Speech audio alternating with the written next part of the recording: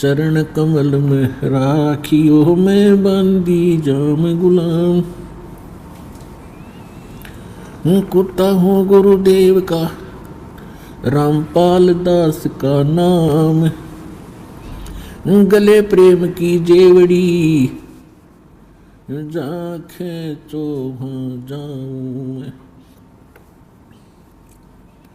तो करो तो हो बावड़ू दूर दूर करो तो जाऊँ। जो राखो तो ही रहूं जो देवो सो खाऊं। गुरु जी तुम ना भूलियो चाहे लाख लोग मिल जाएं। हमसे तुमको बहुत हैं तुम जैसे हमको नहीं। तुमरे विसारे क्या बने मैं किसकी शरण में जाऊं।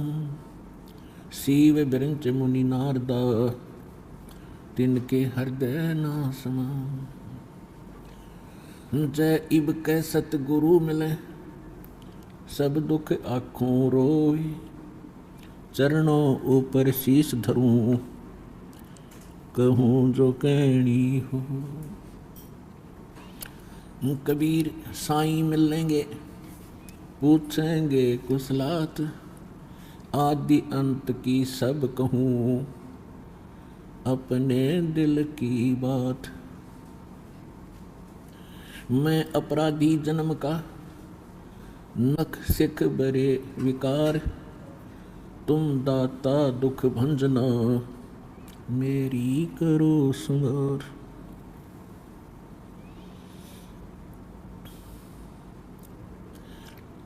अवगुण किए तो बहुत किए करत न मानी हार। बावे बंदा बख्श दियो बावे गर्दन उतार। अवगुण मेरे बाप जी बख्शो गरीब नवाज।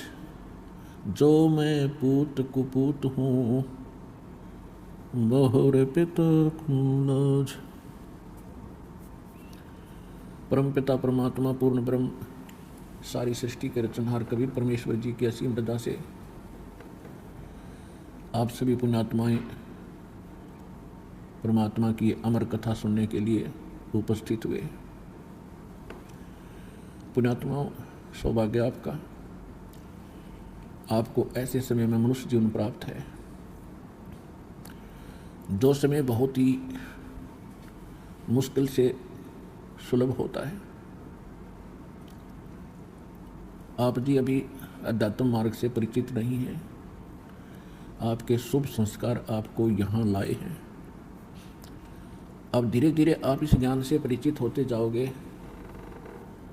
आप उस गए हुए समय को बहुत पछताओगे।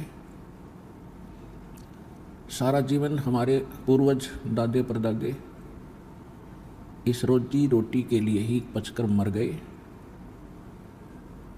अंत में सभी कुल के कुल नाश हो गए और आज वो ना जाने किस प्राणी के शरीर में आज वो कष्ट उठा रहे होंगे।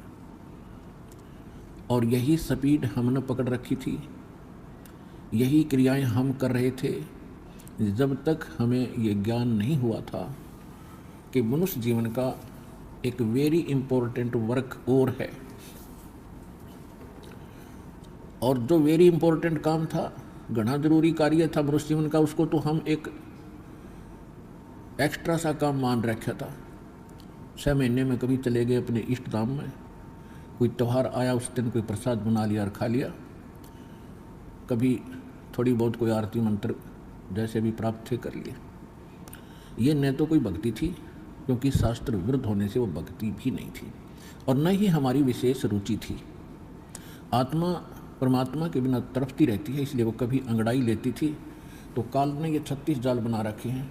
कोई तीर्थ बना दिया, कि तो मंदिर बनवा दिया, कहीं पर ये नकली संत बैठा दिए उवाबाई बकने वाले। तो हम वहाँ जाकर अपनी आत्मा को संतोष दिलाते थे कि हमने मत्था टेक लिया, 5.25 का प्रसाद बांट दिया, और नाम ले लिया गुरुजी से, हमारा कल्याण हो ही जाएगा, ऐसा नहीं था। ये सब काल की भूल भुलैयाँ और हमारे अध्यात्म अज्ञान का ही परिणाम था। तो यहाँ आने से आपको सबसे पहले अध्यात्म ज्ञान से परिचित कराया जाता है। इसके साथ साथ आप पर आने वाले सभी संकटों का भी निवारण परमात्मा करेगा, क्योंकि आप उसके बच्चे हो, आप उसके बेटा बेटी हो। यदि पिताजी समर्थ है, सक्षम है, और बेटा या बेटी किसी कारण से भी गलती कर देते हैं, उनको कोई हानि हो रही है, तो अक्षति पूर्ति पिता तुरंत कर देता है। यदि वो पुत्र और पुत्री भविष्य में माता पिता के अनुकूल चलना का वायदा करें। इसी प्रकार हम बिगड़ गए हैं, अपने परमात्मा पिता से विमुख हो गए थे, और इस काल के जाल में फंस के हम अनेकों कष्ट उठा रहे हैं। जिसमें हम परमात्मा के पुनः समर्पित हो जाएंगे, वो हमें फिर सभी सुख देगा, उस पिता की तरह जो अपनी संतान को देता ही है। तो आपके ऊपर एक विशेष रहम किया है दाता ने, ऐसे समय में मानुष जीवन दिया, और फिर पिछले शुभ संस्कार आपके यहाँ प्रेरित करके लाए हैं। यहाँ पर कोई भी पुण्यात्मा भले ही कोई किसी रोग के कारण आया है, कोई अन्य संकट निवारण के लिए ही यहाँ पहुँचा है, उसके लिए वो दुख, वो कष्ट, वो संकट एक वरदान सिद्ध होगा, यदि वो इस मार्ग पर ढंग से समझकर टिक गया, टिका रहा तो। क्योंकि कोई भी ऐसी वस्तु नहीं होती जो तुरंत कर दी जावे। एक संकट आपका आशीर्वाद से निवारण कर भी दिया और आप संतुष्ट हो गए और चले गए, फिर आए नहीं, वो तो एक का दुख दूर हुआ। आपके जीवन में ना जाने कितने संकट और आने शेष हैं, और यहाँ आते रहोगे तो उन सभी का निवारण सहज में होता रहेगा। आपको पता भी नहीं चलेगा कि कोई आपत्ति हमारे पर आनी थी, उसको परमात्मा पहले ही दूर कर देगा। किनके संकट दूर करेगा? जो परमात्मा पर समर्पित हो जाएंगे। समर्पित हमने कैसे होना है? जैसे पतिव्रता स्त्री अपने पति के अतिरिक्त किसी अन्य पुरुष में कभी भी पति वाला भाव नहीं करती, तो उसका पति उससे विशेष प्रेम करता है, विशेष उसका ध्यान रखता है।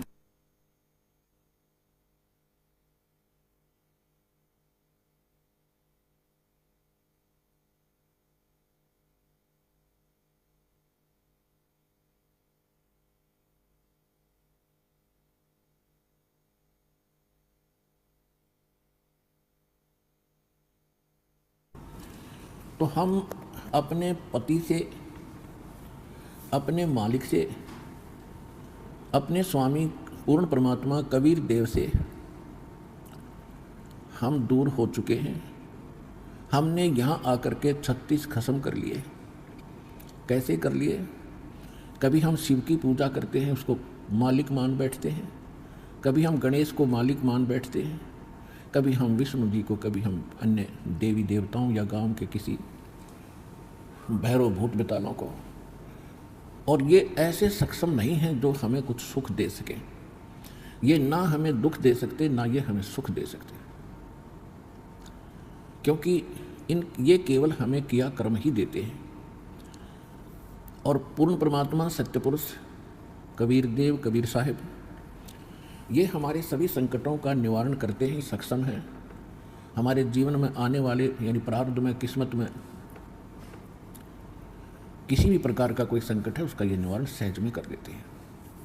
ये कब करते हैं? जब हमारी आस्था 100% कबीर परमेश्वर में हो जाएगी और अन्य किसी भी देव से हम कोई वस्तु की डिमांड स्वप्न में भी नहीं करेंगे। किसी भी प्रकार का कोई संकट है तो अपने परमात्मा कबीर जी से ही हम अर्जी लगाएंगे हृदय से। कुछ समय के बाद आपका स्वभाव बन जाएगा इस ज्ञान और समाधान और इस भक्ति के कारण कि आप पर कुछ भी आपत्ति आवेगी, आप केवल हे बंदी छोड़, हे परमपिता परमात्मा कबीर साहिब, आपके मुख से यही निकलेगा। तो उस समय परमात्मा आपके साथ हो लिया। फिर उस आत्मा के जीवन सफर में कोई भी संकट, सफर के अंदर कांटे होते हैं रास्ते में, तो हमारे जीवन सफर में कोई भी कर्म, पाप कर्म रूपी कांटा होगा, तो वो परमात्मा ऐसे बुहार देगा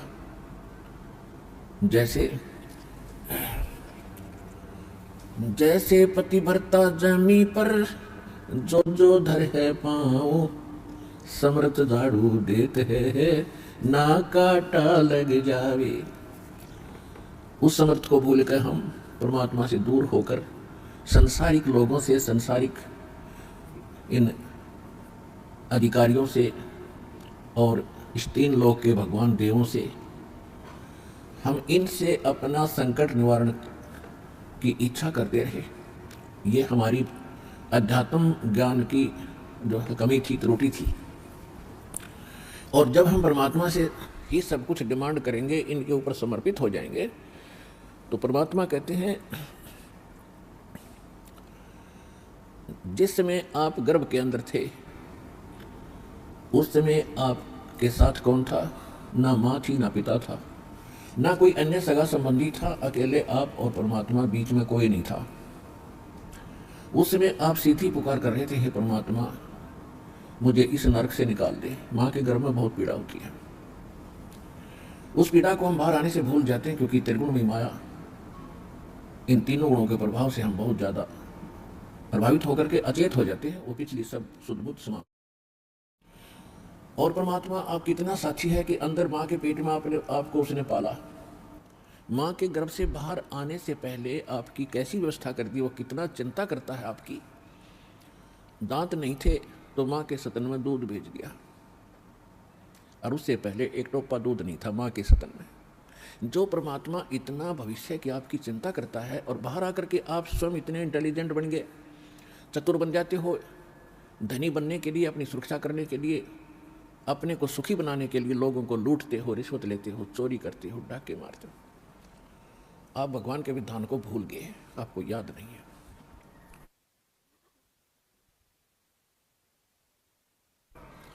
जो परमात्मा आपकी इतनी केयर टेक करता है, इतनी देखभाल पहले से चिंतित है, तो अब कौन सा वो दूर है आपसे।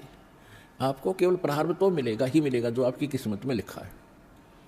उसको भी मिलेगा जो भक्ति नहीं करते। लेकिन भक्ति करने का उद्देश्य मूल यही होता है, आत्म कल्याण हो, और इस जीवन में हमारा कोई पाप कर्म हो, कोई कष्ट आना हो, उसका भी निवारण हो। तो उसका निवारण तो एक ही से हो सकता है, उस परम पिता परमात्मा पूर्ण ब्रह्म से।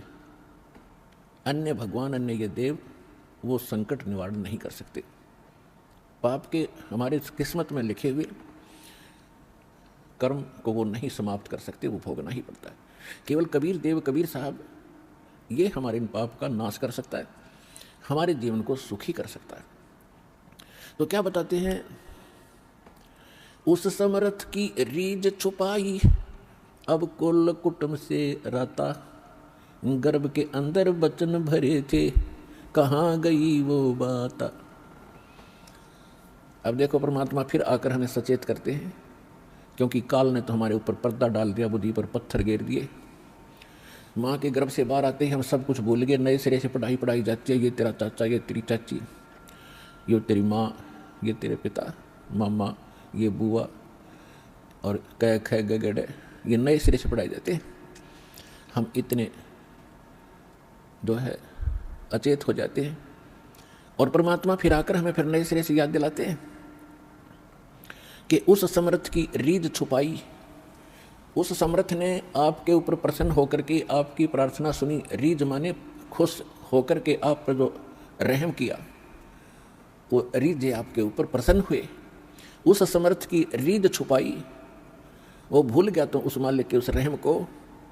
अब कुल कुटुंब तय राता, अब भूल गया ये तेरा बेटा या कोठी या कार, ये मेरा, ऐसे वैसे सारा दिन इसी भूल भुलैया में जीवन नाश कर रहा है। और गर्भ के अंदर बचन भरे थे, कहाँ गई वो बात। अब परमात्मा याद दिलाते हैं, अब कहाँ गई वो तेरी बात जब यूँ था माँ के पेट में कि हे परमात्मा एक बार मुझे बाहर निकाल दे, कभी भी गलती नहीं करूँगा, आपकी याद गणी रखूँगा और आप पर पूरा विश्वास करूँगा। निर्वाह के लिए कार्य करते समय भी आपकी याद कभी नहीं भूलूंगा। और अब हम क्या करते हैं, केवल सांसारिक इन कार्यों में सारा जीवन लगाते हैं। भगवान की याद तो कभी कोई चर्चा करता कभी आती है, ना तो स्वप्न में भी ना आती है हमारे को। तो उसके लिए क्या बताते हैं कि वो परमात्मा जब आपको माँ के गर्भ में भी सुरक्षित रखता है, आपके बाहर आने से पहले आपके आहार के लिए माँ के स्तन में दूध भेजता है, तो आगे आने वाले जीवन में जो तूने जैसा किया है उसमें क्या वो कमी करेगा? तो इस आधार से भी हमने उन बुराइयों से हट जाना चाहिए जो हम स्वयं धनी बनना चाहते हैं। चोर मिलावट करके, झूठ बोल के, चोरी करके हम इस तरह जो धनी बनना चाहते हैं, रिश्वत लेकर, तो ये हमारी भूल है। ये पैसा ऐसे एकत्रित किया हुआ आपके पास नहीं रहेगा। परमात्मा आप पर रहम करेगा और उसकी भक्ति सत्य करोगे तो जो प्रारब्ध है वो तो आपका मिलेगा, लेकिन उस प्रारब्ध के अंदर जो काटे हैं कर्म के वो नहीं दुख देंगे, और फिर प्रारब्ध से अधिक भी देगा, क्योंकि परमात्मा के पास वो समर्थ है, उनके पास एक वीटो पावर है, वो केवल कबीर साहब के पास है। जैसी आपकी श्रद्धा और लगन देखेगा, विश्वास और दृढ़ता देखेंगे, तो आपको किस्मत से अधिक भी देंगे, अच्छा भी देंगे, और आपके पाप रूपी कर्मों के कांटों को भी वो पहले ही निकाल देंगे। आप तक तो आने भी नहीं देंगे वो, जब आप पर समर्पित हो जाओगे उनके ऊपर। कैसे समर्पित होंगे और फिर वो कैसे करेगा? जो पति भरता पति से राती, आन पुरुष नहीं भावे, बस पीहर में सुरत प्रीतम में, ऐसे ध्यान लगावे। कि जैसे पति भरता अपने पति से ही लीन रहती है, आन पुरुष अन्य पुरुष नहीं भावे, उसके मन में स्वप्न भी नहीं आता अन्य पुरुष के प्रति कोई भी कुविचार। और यदि वो लड़की अपने माँ के चली जाती है तो भी अपने पति की सुध वो मुख से नहीं बोलती, लेकिन अंदर से वो नहीं भूल पाती। ऐसे ही आप उस परम पिता पर आश्रित हो जाओगे। कहीं पर भी आप काम कर रहे होगे, किसी भी फील्ड में, चाहे दुकान, मजदूरी, किसानी या नौकरी, तो आप उसी लड़की की तरह उस पर अपने पति यानी कबीर भगवान को, परमात्मा को, उस मंत्रों को, उसके रहम को आप कभी भूल नहीं पाओगे। तो उस समय आपका नाता उस परम पिता से जुड़ चुका है।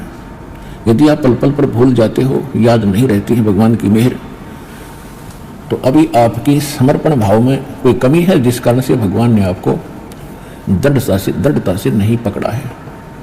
तो जब आपको परमात्मा दृढ़ता से कैच कर लेगा, आपकी सच्चा समर्पित भाव देख लेंगे, वो तो अंतर्यामी है। तो उस समय कहा है कि जो जैसे पति भरता जमीन पर, और जो धर है पांव, जितने कदम रखती है, समर्थ झाड़ू देते है, ना काटा लग जाए। इतना दयालु है ये कबीर भगवान। आपके जीवन रूपी सफर में आपके से कदम रखने से पहले आपके पाप रूपी कांटों को बुहार देगा, झाड़ू दे देगा आपके रास्ते में, कि कहीं मेरी प्यारी आत्मा को वो कांटा ना लग जा। अब दास देख रहा है, जिसने आज 20-20 वर्ष हो गए नाम लिए, ने 10-10 वर्ष हो गए, 15-15 वर्ष हो गए, 5-5 वर्ष हो गए, 6-6 वर्ष हो गए, अब वो कितना सुखी जीवन जी रहे हैं। और उनके घरों के पास में, दूसरे रिश्तेदारों में, अपने घरों में दूसरे चाचे ताऊओं में के कर टूट रहे हैं, और कितने कितने दुखों का वो सामना कर रहे हैं। तो वो इन पर भी आने थे, आज उनको पता भी नहीं कि हमारे ऊपर कोई कष्ट आना था, तो आया ही नहीं। तो पुण्यात्माओं, आज उन भक्तों से पूछ कर देखना आप, क्योंकि आपको यहाँ इकट्ठा इसलिए किया जाता है, आपसे पहले लगे हुए बच्चे, भाई बहन आपके भी यहाँ आते हैं, और वो आपको अपना अनुभव सुनाते हैं कि हम ऐसे दुखी थे, और जिस दिन से दीक्षा ली है, मालिक की शरण ग्रहण की है, हम पर कोई संकट नहीं आया।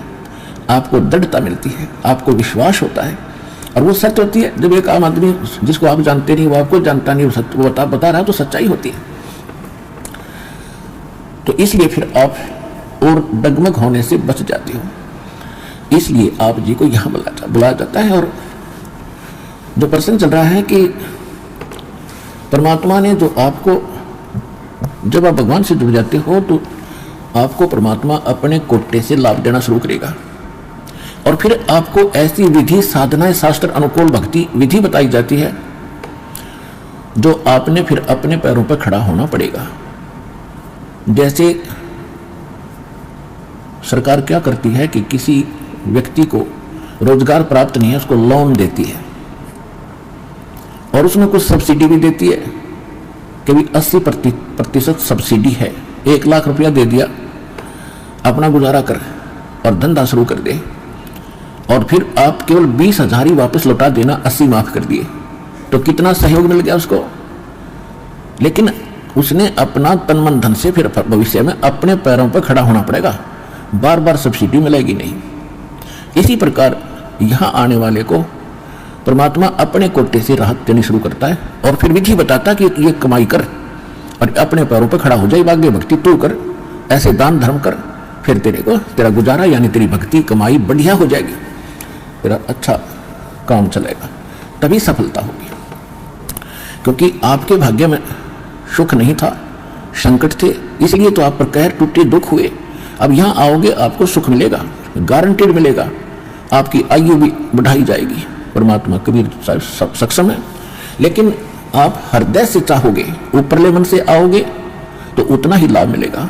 आप हृदय से चाहोगे और समर्पित हो जाओगे परमात्मा से अतिरिक्त, इस कबीर साहब से अतिरिक्त कोई और इष्ट में आप स्वप्न में भी ध्यान नहीं लगाओगे, तब ये परमात्मा आपका हाथ पकड़ेगा। और समर्थ जब हाथ पकड़ लेता वो छोड़ता नहीं। तो इसलिए आप जी यहाँ आने से पहले इस ज्ञान को समझें और हमारे मूल उद्देश्य को समझें कि हम क्या बताना चाहते हैं। हम केवल यहाँ संकट निवारण और रोग निवारण के लिए नहीं बैठा दास, ये तो एक्स्ट्रा देते हैं आपको, ये तो आपको रूंगे में देते हैं, रूंगे में, ये सौदे में नहीं।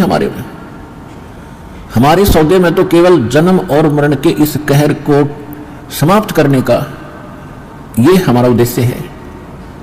कोटि जन्म तन भर मत होगे, कुछ ना हाथ लगा रे, कुकर सुकर खरबया बोरे, कौवा हंस बुगारे।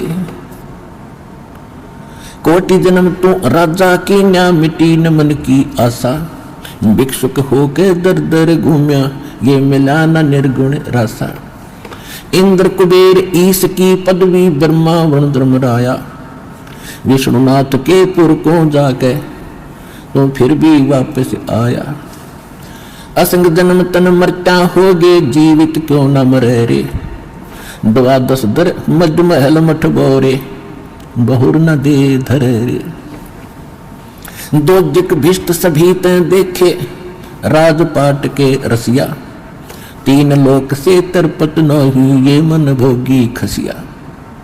सतगुरु मिले तो इच्छा मिटे, पद मिल पदे समाना, चल हंसा उस लोक पठाऊं, जो आदि अमर अस्थान।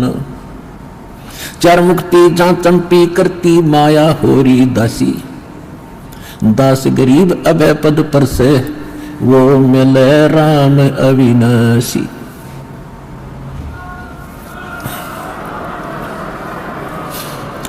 हमारा ये सौदा है, हम ये सौदा दे रहे हैं, हम ये सौदा बेच रहे हैं। कोटि जन्म तो भरमत हो गए और कुछ नहीं हाथ लगा रहे। एक करोड़पति व्यक्ति अपने हेलीकॉप्टर से आ रहा था, दुर्घटनाग्रस्त हो गया, उससे हेलीकॉप्टर से 1 मिनट में मृत्यु होगी, क्योंकि शास्त्र अनुकूल विधि साधना उनके पास थी नहीं। पिछला पुण्य समाप्त हुआ, संस्कार जीवन था वो समाप्त हुआ, वो जोड़ा जाड़ा धन यहाँ छोड़ कर चला गया भाई, पल्ला जाड़ के। और अब क्या बनेगा? फिर पीछे तू पशुआ की जय, गद्दा बैल बनाई, ये 56 भोग कहाँ मन भोरे, की तकुरड़ी चरने जाई। पुणात्मा कलेजा फट जाए मानस का, जब थोड़ी सी होश हो तो, और शुद्धि आवेगी, ज्ञान आएगा, अकल आवेगी इस ज्ञान के सुनते। और ये ज्ञान सतगुरु दे सकता है, पृथ्वी पर कोई दे नहीं सकता। और सतगुरु वर्तमान में इस दास के अतिरिक्त 21 ब्रह्मांड में नहीं है, जो परमात्मा का कृपा पात्र हो। तो क्या बताया जा रहा है कि कोटि जन्म तन भरमत होगे, कुछ नहीं हाथ लगा रे, कुकर कुत्ता, सुकर सुअर, खरगदा और कौवा हंस बुगारे, ना जाने कितने पशु पक्षियों के शरीर आपने धारण किए, कितने कष्ट उठाए, राजा भी बना, देवता भी बना आपने। आप जी को दास ने बहुत बार दिखाया है महावीर जैन जी का इतिहास।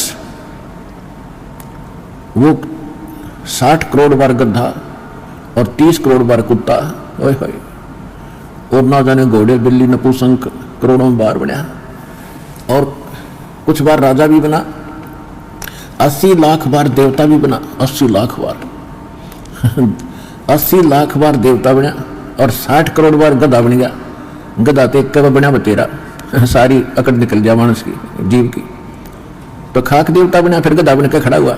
What is this? ये काल की भूल भुलैया, मूर्ख बना रखे अपने को। यहां मेहनत करो, मजदूरी करो, साधना करो, और ऊपर काल के होटल में उसका नाश करके, काल ने होटल खोल रखे ऊपर स्वर्ग इन सभी देवताओं ने, और आप किसी ही टैक्स लेकर आपसे एक्स्ट्रा चार्ज कर करके ये मनमानी रेट लगाते हैं, वहां पर आपकी पूंजी से ही अपना गुजारा कर रहे हैं। यह सारा कंजूस देश है, कंजूस लोग है, यहाँ कोई भी सक्षम नहीं है। एक ही स्थान है जिसमें किसी चीज का अभाव नहीं है, वहां कोई टैक्स नहीं है, वहां कोई कष्ट नहीं है। ये पांच तत्वों से बना हुआ शरीर नहीं है, वो बिना नाड़ी का शरीर एक तत्व से बना हुआ है, उसमें वर्ग अवस्था नहीं है, उसमें मृत्यु नहीं है, वह सारे भरे भंडार है। अब जैसे आप यहाँ आते हो सतलोक आश्रम बरवाला जिला हिसार हरियाणा में, आप यहाँ सारा दिन देखते हो कैसे आपका टाइम जाता है। सत्संग होता है 2 समय, बाकी सत्संग होता है 4 घंटे 5 घंटे में, और बाकी 19 घंटे आप 6 घंटे सो भी लेते हो। बाकी समय कितना जाता है आपको पता भी नहीं चलता, कब रात हुई कब सुबह हुआ। कभी चर्चा करते हो अपने भाई बहनों से, कभी भगवान की चर्चा करते हो, कभी सेवन करते हो, समय गया। तो अब यहाँ बना बना सारा सामान आपको तैयार मिलता है, ना कोई टेंशन किसी प्रकार की। तो यहाँ तो शरीर 5 तत्वों का आपका इस करके पूर्ण शांति नहीं मिल पाती, क्योंकि एक तो आहार बिगड़ गया हमारा। आहार कैसे बिगड़ गया कि जितना भी आज अन्न बनता है, इसके अंदर किस प्रकार के खाद डाले जाते हैं, और फिर उनको खाकर हम शरीर में हमारे एक विशेष बेचैनी सी सबका बनी रहती है। और वहां ऐसा शरीर नहीं है, इतनी शांति, परम शांति है वहां पर उस सतलोक के अंदर। तो वहां आपको सारी चीज बनी बनाई मिलेंगी, जो भी इच्छा करोगे, जिस भी प्रकार की जो खाद्य पदार्थ वहां उपलब्ध है, आपको 1 सेकंड में वही उपलब्ध हो जाएंगी।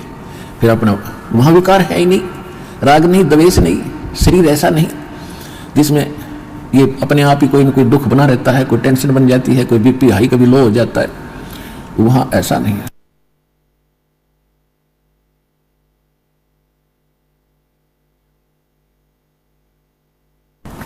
तो हम जो सौदा यहां पर करते हैं वो ये है,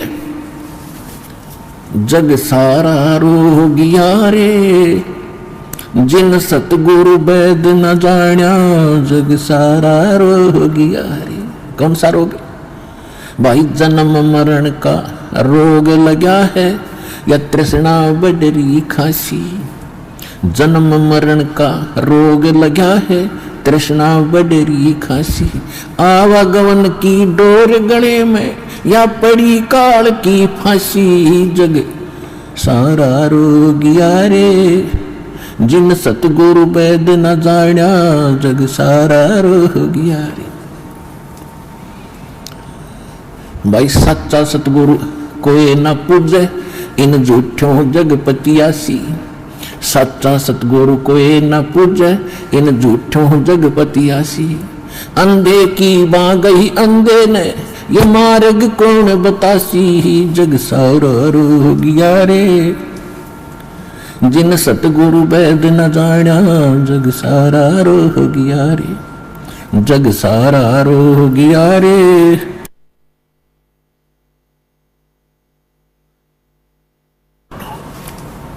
भाई देखा देखी गुरु शिष्य बन गे, किया न तत्व विचारा। देखा देखी गुरु शिष्य बन गे, किया न तत्व विचारा। गुरु शिष्य दोनों के सिर पे, यू काल ठोके पंजारा। जग सारा रोगिया रे, जिन सतगुरु वैद न जान्या, जग सारा रोगिया रे। जग सारा रोगिया रे, जिन सतगुरु वैद न जान्या, जग सारा रोगिया रे। भाई सार शब्द सर जीवन बुट्टी, गैस गैस अंग लगावे। सार शब्द सर जीवन बुट्टी, गैस गैस अंग लगावे। कहें कबीर तुम सत्य कर मानो, ये जन्म मरण मिट जावे, जग सारा रोग गया रे।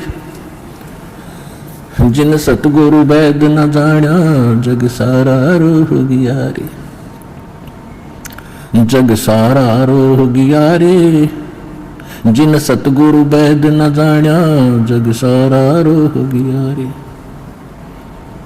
भाई सार शब्द सर जीवन बूटी, घिस घिस अंग लगावे।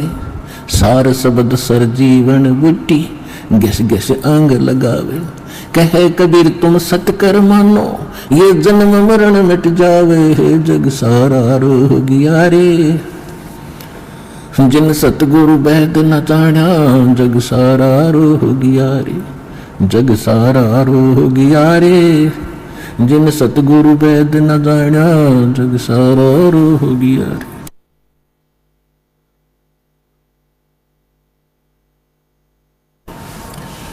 परमात्मा ने बताया है कि पूरा विश्व ही जन्म मरण के रोग से ग्रस्त है।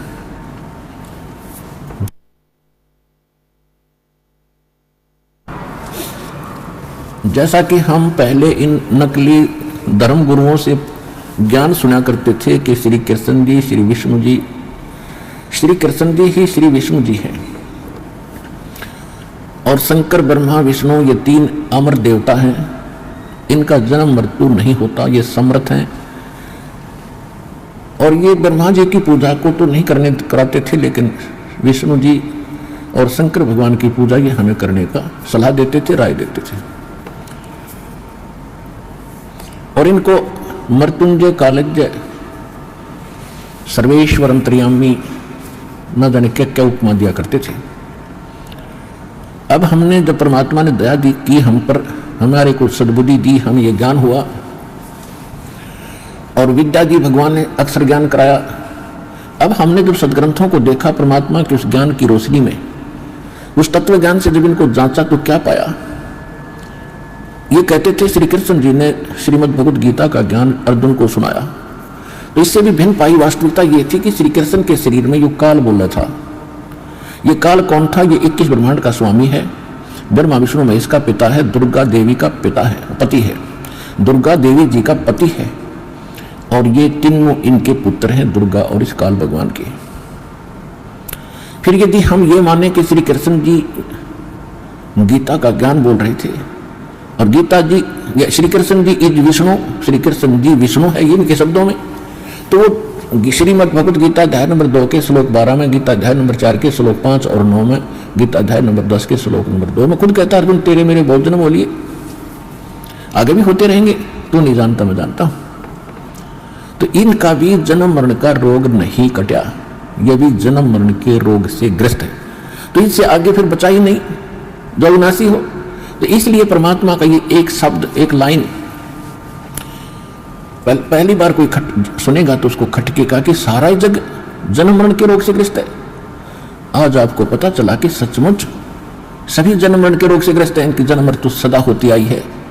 और परमात्मा गारंटी देते हैं कि हमारे पास एक सार शब्द है, सार नाम है, उसके जाप करने से आपका एक गारंटीड है जन्म मरण मिट जाएगा, ये रोग कटेगा।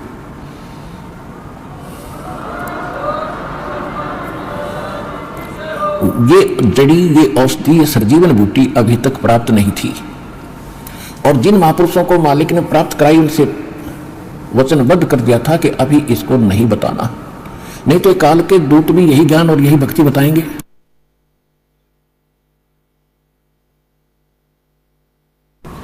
और इनके द्वारा दिए गए ये मंत्र, ये जड़ी काम करेगी नहीं, क्योंकि अधिकारी नहीं है। अधिकारी के बिना कोई भी कार्य सफल नहीं होता, ये आपको खूब पता है। तो परमात्मा कहते हैं कि धर्मदास मेरी लाख दुहाई, और ये सार नाम, सार शब्द कई बार ना जाए। सार शब्द बाहर जो पढ़ी, बिचली पीढ़ी हंस नी तरही। इस सार शब्द को तब तक छुपाई जब तक द्वादश पंथ मिट जाए। ये कलयुग बीतते 5505, तब ये मेरा वचन होगा सच्चा। क्या कि चौथा युग जब कलयुग आई, तब हम अपना अंश पठाई, और काल फंद छूटे नर लोई, सकल सृष्टि परवानी कोई, ये वचन कहे थे भगवान ने। तो धर्मदास जी से परमात्मा कहते हैं ये जो मैं आज बोल रहा हूं कि मैंने काल से कहा था कि कलयुग में मैं अपना एक दास भेजूंगा, अपना वेरी इंपॉर्टेंट अंश भेजूंगा, अंश भेजूंगा, और सारी सृष्टि नाम लेगी, सबके ये काल के फंद टूटेंगे। और ये मेरा वचन कब सच्चा नजर आएगा? जब तक वो समय नहीं आएगा तब तक तो मेरी इस वाणी को कोई समझेगा नहीं, किसी का विश्वास नहीं होगा कि सारा संसार एक का भक्ति करेगा, एक का भगवान की। तो परमात्मा ने निर्णय कर दिया था कलयुग बीतता 5500 पाचा, जब ये वचन मेरा होगा साचा। 1997 में 5505 कलयुग बीत जाता है। 1994 में दास को नाम देने का आदेश पूज्य गुरुदेव जी से प्राप्त हुआ था। 1997 में परमेश्वर ने स्वयं आकर के आदेश दे दिया था कि अब इसको डिक्लेयर कर दे। आज देखो क्या रंग लग गया है उसका, और पूरा विश्व इसको मानेगा।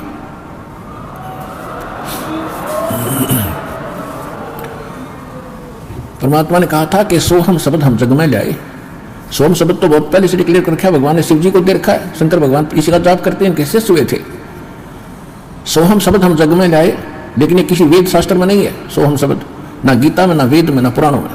पुराण तो इनकी बनाई हुई है ऋषियों की, ये अगर वेदों से मेल नहीं खाती इनसे इनका कोई यूज नहीं। उनका वेद प्राचीन ग्रंथ हैं, उनमें कोई सोहम वेद नाम नहीं मिलेगा आपको। और परमात्मा ने आकर डिक्लेयर किया है, और यही ऋग्वेद मंडल नंबर 9 सूक्त 95 के मंत्र 2 में स्पष्ट किया हुआ है कि वो परमात्मा अपनी वाणी के द्वारा बोल बोल के ज्ञान सुनाता है, सबको प्रेरित करता है भक्ति के लिए, और वो भक्ति के गुप्त नामों का आविष्कार करके देता है। परमात्मा कहते हैं सोहम शब्द हम जग में लाए और सार शब्द हमने गुप्त छुपाए। तो ये परमात्मा ने कहा कि सार शब्द सर जीवन बूटी, गैसे गैसे अंग लगावे, कहे कबीर तुम सत कर मानो, ये जन्म मरण मिट जावे। ये सार शब्द से मिटना था जन्म मरण, और ये अभी तक गुप्त रखनी थी। तो अब ये वो समय आ गया है कि आपका ये जन्म मरण का रोग नाश होगा। तो हमारा उद्देश्य है यहाँ पर जो मूल सौदा हम बेचते हैं, हम जो देते हैं आपको, जो सौदा करते हैं आपसे कुछ नहीं लेते हैं, आपसे केवल समर्पण होना ही हम मांगते हैं कि परमात्मा पर समर्पित हो जाओ और इस भक्ति करो। ये भगवान जो मंत्र आपको दिए गए सारे। अब कहने का भाव ये है कि और जो दूसरे आपके संकट हैं ये तो हम आपको वैसे निवारण करेंगे, जैसे रूंगा बोलते हैं, रूंगे में देंगे, रूंगे में, वो सौदे में नहीं आता रूंगा, वो तो एक्स्ट्रा दिया जाता है। जैसे पुराने समय में, अब तो समाप्त हो गई सिस्टम। पहले गांव में इतनी दुकानें नहीं होती थी, बाहर के फेरी लगाने वाले आते थे, कोई टिंडे बेचा करता, कोई घिया, कोई तोरी, कोई आम या कोई बेर बेचने वाले आते थे। तो हमारी दादी जी एक बेला भर के, कटोरा भर के गेहूँ का या चनों का जो भी उपलब्ध होती थी, कणक, किसान घर में जन्म था हमारा, और वो ले जाती थी, पूछती थी भाई कैसे देता है ये, जैसे टिंडे कैसे देता है सब्जी के लिए। तो कहता था ताई गेहूं के 2 बार देता हूँ, 1 प्लेट में गेहूं डाल दिए और 2 बार उसके इक्विवेलेंट उसके बराबर टिंडे तोल कर डाल दिए, सौदा हो गया, बराबर हो गया जो सौदा था। फिर हमारी दादी जी कहा करती रूंगा और दे भाई, वो 1 टिंडा उठा कर और दे देता। तो वह कहती ना और दे, वो 1 और दो, 1-2 और दे देता। यानी वो था रूंगा, वो सौदे में नहीं था, एक्स्ट्रा लाभ लिया वो तो यहाँ जो आपके संकट, दुख, रोग किसी भी प्रकार के हैं तो ये सौदे में नहीं हमारे में, ये तो रूंगे में देंगे आपको, ले ये भी ले ले, ये भी ले।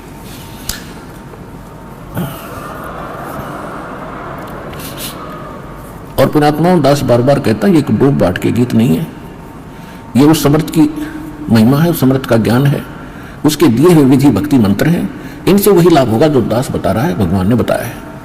अब जैसे जब तक हम सुखी हैं तब तक हम कोई भी भक्ति कर रहे हैं, किसी भी देव की, किसी इष्ट की, या ना कर रहे हैं, तो आपके वही प्रारब्ध के, किस्मत के कर्म ही आपको प्राप्त हो रहे हैं। जैसे किसी ने इन्वर्टर की बैटरी चार्ज कर रखी है, वह फुल हो ली और फिर चार्जर लगाया नहीं, तो वह फिर भी काम कर रही है, चार्जर हटा रखा है, चार्जर है ही नहीं आसपास भी, और ना चार्ज लगाने की कोई बिजली उपलब्ध है, तो फिर भी वो चल रही है, खूब काम कर रही है, पंखे भी, लाइट भी खूब चल रही है। तो जब तक वो बैटरी चार्ज है तब तक तो नो प्रॉब्लम, और जब वो बैटरी होगी डिस्चार्ज, फिर प्रॉब्लम, नथिंग एल्स। तो पूर्व जन्म के जिसके जितने संस्कार पुण्य करनी, जितनी उसने बैटरी चार्ज कर रखी है, कोई प्रधानमंत्री बना है, कोई राष्ट्रपति बना किसी देश का, कोई IAS IPS डॉक्टर इंजीनियर जज या कोई सेठ बना है, कोई अच्छा किसान बना है, कोई अच्छा दुकान चल रही है, कोई वैसे किसी के बच्चे अच्छे हैं, कोई नौकरियां प्राप्त हैं, तो ये उनकी पिछले जन्म की बैटरी चार्ज है, वही चल रही है, आगे चार्जर नहीं है। और जब आगे चार्जर नहीं है तो वो बैटरी जब तक पूर्व जन्म की चलेगी, फिर कैर टूटने लगेंगे, जब दुख शुरू होंगे वो खत्म हो जाएगी, पुण्य खत्म हो जाएगी। हमारे जीवन में पुण्य और पाप दोनों साथ हैं। जब तक पुण्यों का दौर चलता है तो हम सोचते हैं हम बिल्कुल सुखी हैं, और ये भी सोचते हैं हम ऐसे ही निभाएगी, ऐसे ही चलेगी। और जब वो पुण्य समाप्त हो जाते हैं, वो बैटरी डिस्चार्ज हो जाती है, और फिर पाप का दौर शुरू होता है। फिर हम भटकने लगते हैं, क्योंकि जो पूजाएं आप कर रहे थे उनसे तो राहत मिली ही नहीं, उनके करते करते ये दुख और संकट आ गए आप पर। तो तब आपको उन पूजाओं में अविश्वास हो गया जो आप पहले कर रहे थे। फिर आपको किसी ने बताया कि उस मंदिर में मत्था टेकने से लाभ होता, आप फिर वहां जाते हो। किसी ने आपको बताया कि वैष्णो देवी जाओगे, वहां पहुंचोगे तो आपको बड़ा लाभ मिलेगा, आप वहां पहुंच गए। यानी वो जो साधना पहले कर रहे थे वो छोड़ दी। फिर आपको किसी ने बताया बालाजी जाइए, आप फिर वहां जाते हो। तो कहने का भाव ये है कि जब आपके पाप कर्म का दौर शुरू हुआ और जिन साधनाओं को करके आप निश्चिंत बैठे थे हम बिल्कुल सुखी हैं, तो उन्होंने आपका साथ नहीं दिया, क्योंकि वो साथ पहले भी नहीं देने वाली थी। उस समय आपको कोई कहता कि साधना कर रही है ठीक नहीं है, आपको लाभ नहीं मिलेगा, तो आपको कभी विश्वास नहीं होता, न आप मानते हो। और फिर जब संकट आते हैं फिर आप सभी मान जाते हो। तो कहने का भाव ये है दास का कि आज आप यहां जो आए हैं, आपके पूर्व जन्म के संस्कार व बैटरी कति खत्म होगी। अब हम देंगे चार्जर उस परम पिता की पावर के लगाने का, ये भक्ति विधि। और फिर आप उस चार्जर को लगाए रखना आखिरी सांस तक, कनेक्शन ना कटने देना। तो आप इस जीवन में सुखी रहोगे और सतलोक चले जाओगे, आपकी भक्ति बहुत बढ़ जाएगी, आपके संकट भी नाश होंगे।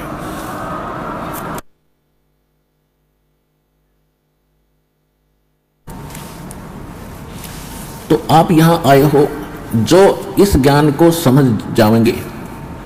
यहां पर दो प्रकार के प्राणी पूरा लाभ उठाते हैं, एक तो ज्ञान समझ कर आते हैं, और दूसरे जो सब जगह भटक भ्रम लिए और कहीं से लाभ मिला नहीं, और फिर वो यहां टिक जाएंगे, अकोर की तक ठिकाना नहीं, सब जगह जा रही है। तो फिर उनकी व्यवस्था होगी, मजबूरी होगी यहां आने की, और यहां आते रहे तो वो लाभ मालिक देगा। फिर हम ज्ञान सुनाते हैं यहां बैठाकर आपको।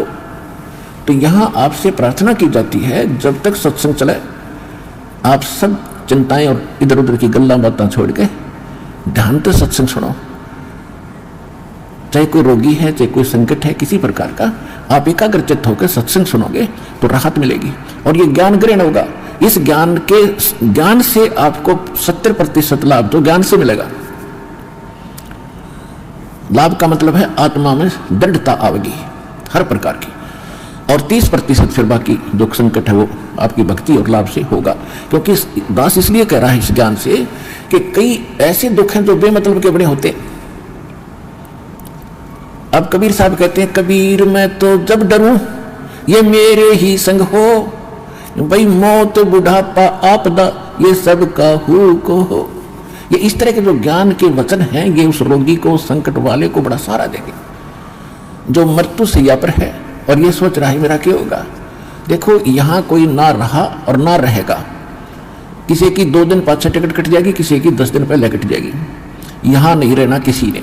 लेकिन दुर्भाग्य उन प्राणियों का होगा जो सतलोक आश्रम पर जिला हिसार में ना आए होंगे, वो कति खाली जाएंगे, कति खाली टोटली नष्ट करके जाएंगे जीवन को। और जो यहाँ आ गया, नाम भी ले लिया, प्रथम नाम लेकर भी उसका जीवन अंत हो गया, वो भगवान का हो गया, वो परमात्मा के जुड़ गई आत्मा, उसमें बीज पड़ गया भक्ति का।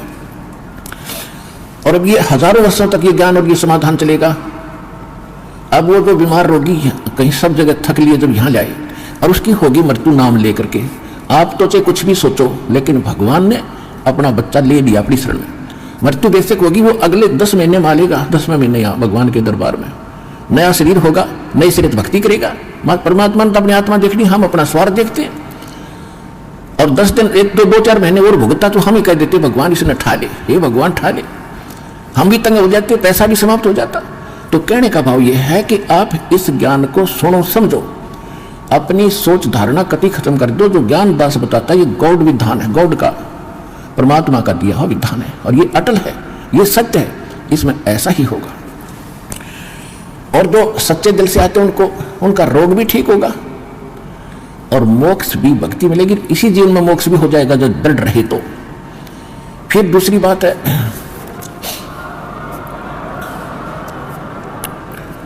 इसके अतिरिक्त और भी बहुत सी, क्योंकि ये विधान है भगवान का, और आपको बच्चे पहली कक्षा, दूसरी, तीसरी के, एक जैसे कानून की किताब को तीसरी चौथी कक्षा का बालक कैसे समझ पाएगा, लेकिन बार बार दास समझाएगा तो आपके हृदय में ये अवश्य जचेगा, विश्वास होगा, क्योंकि ये गॉड गिवन स्पिरिचुअल नॉलेज है, परमात्मा का दिया हुआ अध्यात्म ज्ञान है। तो जब आप यहां आ गए और सच्चे दिल में भक्ति करने लगे, तो जितने भी सांस इस सिमरन में आपके गए और वो आपके गुड अकाउंट में है, और बाकी का जो समय आपने चाहे राष्ट्रपति बनकर व्यतीत कर दिया वो व्यर्थ बताया है। तो यहाँ आने वाले जितने भी भक्त हैं, चाहे रोगी हैं, तो किसी प्रकार का उनको संकट है, तो उनके लिए वो दुख वरदान बन गया, वो भगवान से मिलेंगे, उनका जीवन सफल होगा, उनके सब दुख दूर होंगे और भगवान के विमान में बैठकर सतलोक जाएंगे। ये लिखवा लो मेरे पे।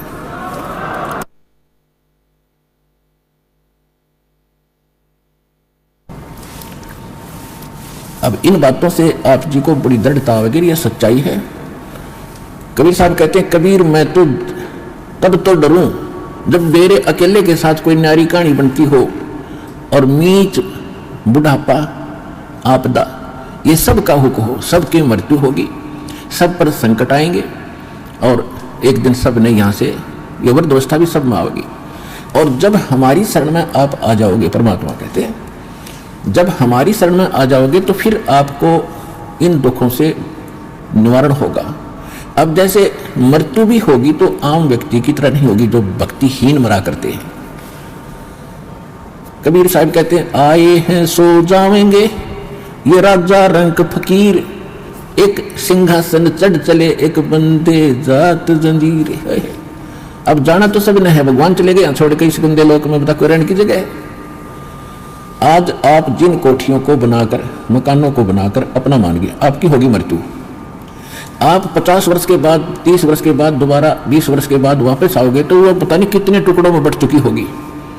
पोता पोती पता नहीं कितने कुछ ना अपनी अपनी कोठड़ी बांटे बैठे होंगे, आपने बढ़ने भी ना दे, उनमें प्रवेश भी ना कर दे, तो क्योंकि भाई भाई नहीं देता है कि, और पिताजी का तो बहुत दूर, दादाजी का तो बहुत दूर नंबर है। तो कहने का भाव यह है, यहाँ से मन हटाओ, जो लोग ठीक नहीं, आप यहाँ मजबूरी और अज्ञानता से फंसे पड़े हो। अज्ञानता भी नष्ट होगी, मजबूरी भी समाप्त होगी, क्योंकि हम समर्थ की शरण में आ चुके हैं।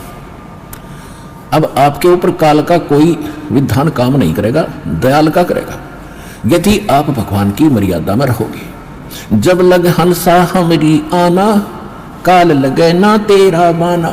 भगवान ने कह दिया था इस काल को कि जब तक मेरी आत्मा मेरी मर्यादा में रहेगा तो तेरा अटैक नहीं होगा उस पर। हम गलती स्वयं ही करते हैं। अब जैसे ये शेड बना रखा है, चाहे ओले आओ, चाहे वर्षा हो, तूफान आओ, आप इसके नीचे शरण में बैठे हो, आप निश्चिंत हैं। और आप अपनी गलती से बाहर निकल गए उस दौरान, तो ओले भी सर फोड़ेंगे और वर्षा भी आपको भिगोएगी। आप अपनी गलती से कर गए वो गलती, तब आप दुखी हुए। तो भगवान की शरण छोड़कर हम कहीं भी और किसी भी अक्षेत्र में जाएंगे। अक्षेत्र का मतलब ये नहीं है कि आप काम धंधा ना करो, अक्षेत्र का मतलब अध्यात्म मार्ग में हम किसी और की बात मानकर उसकी सत्संग या कोई ऐसा ग्रहण करने जाएंगे तो वहां काल का अटैक होगा, क्योंकि भगवान की शरण हट गई आपसे। उसके लिए क्या पता है, पुण्यात्मा कहते हैं सतगुरु वही होता जो सच्चा ज्ञान दे।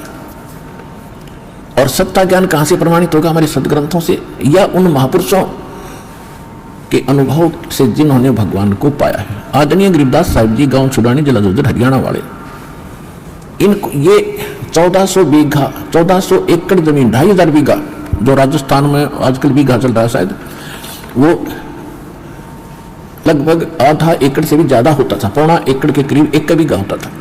तो ऐसे 2500 बीघा के किसान थे, जाट थे गरीबदास जी, और उनको परमात्मा मिले थे सतलोक से आकर, जैसा भगवान मिला करते अच्छी आत्माओं को, दृढ़ भक्तों को, और सतलोक ले गए थे और वहां सब व्यवस्था दिखाकर उनको वापस छोड़ा था। गरीबदास जी को मृत जानकर, 10 वर्ष के बालक थे, मृत जानकर चिता पर रख दिया था। उस समय भगवान ने ऊपर सब कुछ दिखाकर वापस छोड़ दिया था, वह जीवित हो गए थे। उसके बाद उन्होंने आंखों देखा उस परम पिता कबीर भगवान की महिमा का गुणगान कैसे किया है। पंजा दस्त कबीर का सर पर रखो हंसे, यम किंकर चंप नहीं थारा उधर जाएगा वंश। गरीबदास जी कहते हैं कि पंजा दस्त यानी हाथ का पंजा, मेर भरा पंजा कबीर भगवान का अपने सिर पर रखना है प्यारी आत्मा, है हंस आत्मा, ये भक्त, और आपका कुल उद्धार हो जाएगा। आपका तो उद्धार होगा ही होगा, आपकी आने वाली संतान का भी 101 पीढ़ी तक आपका कल्याण हो जाएगा।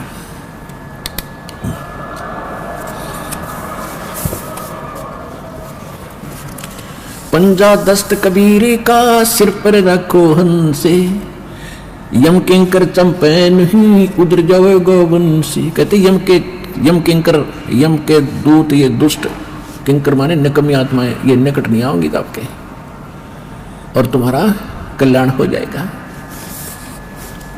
दर्द बंद दरवेश हैं ये सतगुरु पुरुष कबीर, नाम लिए बंद छूटे हैं और टूटे जम जंजीर। पुण्यात्माओं, ये किसी डूम भाट या मांगने खाने वाले या कोई व्यवसायिक व्यक्ति की बताई हुई कथा नहीं है। ज्ञान वाणी दास बोल रहा है। ये उस समृद्ध और परमात्मा से परिचित उस महापुरुष गरीबदास जी के अनमोल वचन, जिसके पास कोई कमी नहीं थी किसी वस्तु की। गांव के सैकड़ों लोग उनके खेतों में गुजारा किया करते थे। उस समृद्ध की वाणी है। कोई न सोचा किसी ने अपना खाने पीने के ढंग के लिए ही कुवट कर रखी होंगी, नहीं, परमात्मा को देख कर ज्ञान बताया है। दर्द बंद दरवेश हैं ये सतगुरु पुरुष कबीर,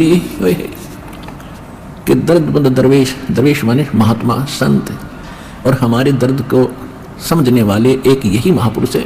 क्योंकि जो परमात्मा यहाँ आते मनुष्य जैसे होते, वहाँ भी मनुष्य जैसे, लेकिन यहाँ अपना हल्का तेज पुंज का शरीर बनाते हैं, साधु संत के रूप में रहते हैं, तो सतगुरु की भूमिका भी करते हैं और भगवान वो होते ही है। तो यहाँ गरीबदास जी ने अपने भगवान कबीर साहब की उपमा सब तरह से की है। दर्द बंद दरवेश हैं ये सतगुरु पुरुष कबीर। सतगुरु तो यहाँ है, सच्चा ज्ञान देने वाले, और पुरुष माने परमात्मा, और कबीर वो कबीर। दर्द बंद दरवेश हैं ये सतगुरु पुरुष कबीर, और नाम लिए बंद छूटे हैं ये टूटे जम जंजीर। उस कबीर परमात्मा के द्वारा बताए गए विधि मंत्र नाम के जपने से आपके सब कर्मों के बंधन नष्ट हो जाएंगे, और काल की जंजीर जो बांध रखी है कर्मों की, ये खत्म हो जाएगी।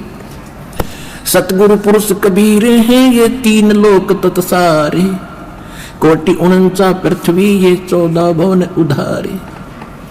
परमात्मा गरीबदास साहिब जी कह रहे हैं कि सतगुरु पुरुष कबीर हैं ये 3 लोक तत्सार, कि इनके पास, इनकी शरण में आने से ही सभी का उद्धार हो जाएगा, सभी प्राणियों का। सतगुरु पुरुष कबीर हैं ये 4 युग परवाने, ये झूठे गुरुआ मर गए और हो गए भूत मसान। जैसे आप जी को राधा स्वामी पंथ के प्रवर्तक श्री शिवदयाल जी का इतिहास दिखाया, बहुत बार दिखाया है। अब देखो, ये पुण्यात्मा थी, भगवान के लिए तरफ रहे थे, गुरु ठीक मिले नहीं, संत कोई मिला नहीं, पिछली बैटरी चार्ज थी, उसके आधार से थोड़ा बहुत किसी को आशीर्वाद दे दिया, उससे भी राहत होगी, और अपना जीवन नाश किया और करोड़ों को और मिट्टी में मिलाकर मर गया, फिर भूत बना। राधा स्वामी पंथ के प्रवर्तक श्री शिवदयाल जी की ही शाखाएं हैं ब्यास में, उसी के से एक शाखा निकली है सच्चा सौदा सिरसा डेरा और जगमाल वाली, उसी से शाखा निकली है कृपाल सिंह मिशन दिल्ली में, उसी की शाखा जय गुरुदेव मथुरा में, उसी की शाखा है दिनोद के अंदर वो ताराचंद वाली, उसी की शाखा ठाकुर सिंह जो कृपाल सिंह का चेला बागी हो गया था। तो कहने का भाव ये है कि आप भूत बना शिवदयाल जी, और ये कितने जीवों को मिसगाइड करके काल के मुंह में डाल गया। तो यहाँ परमात्मा गरीबदास साहिब जी भगवान कबीर साहब के बारे में कहते हैं कि सतगुरु पुरुष कबीर हैं ये 4 युग परमाणे, झूठे गुरुआ मर गए वो हो गए भूत मसान।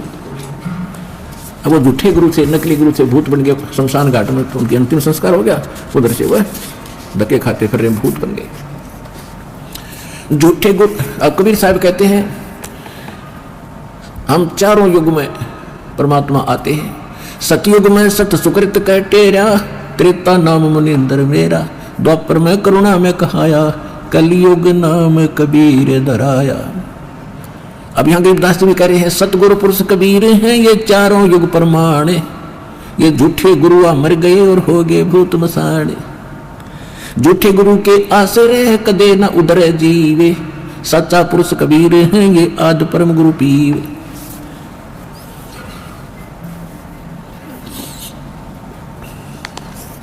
सतगुरु पुरुष कबीर की कोई न चल है गैले, बिना पंथ पग धरत हैं गगन मंडल में सैले।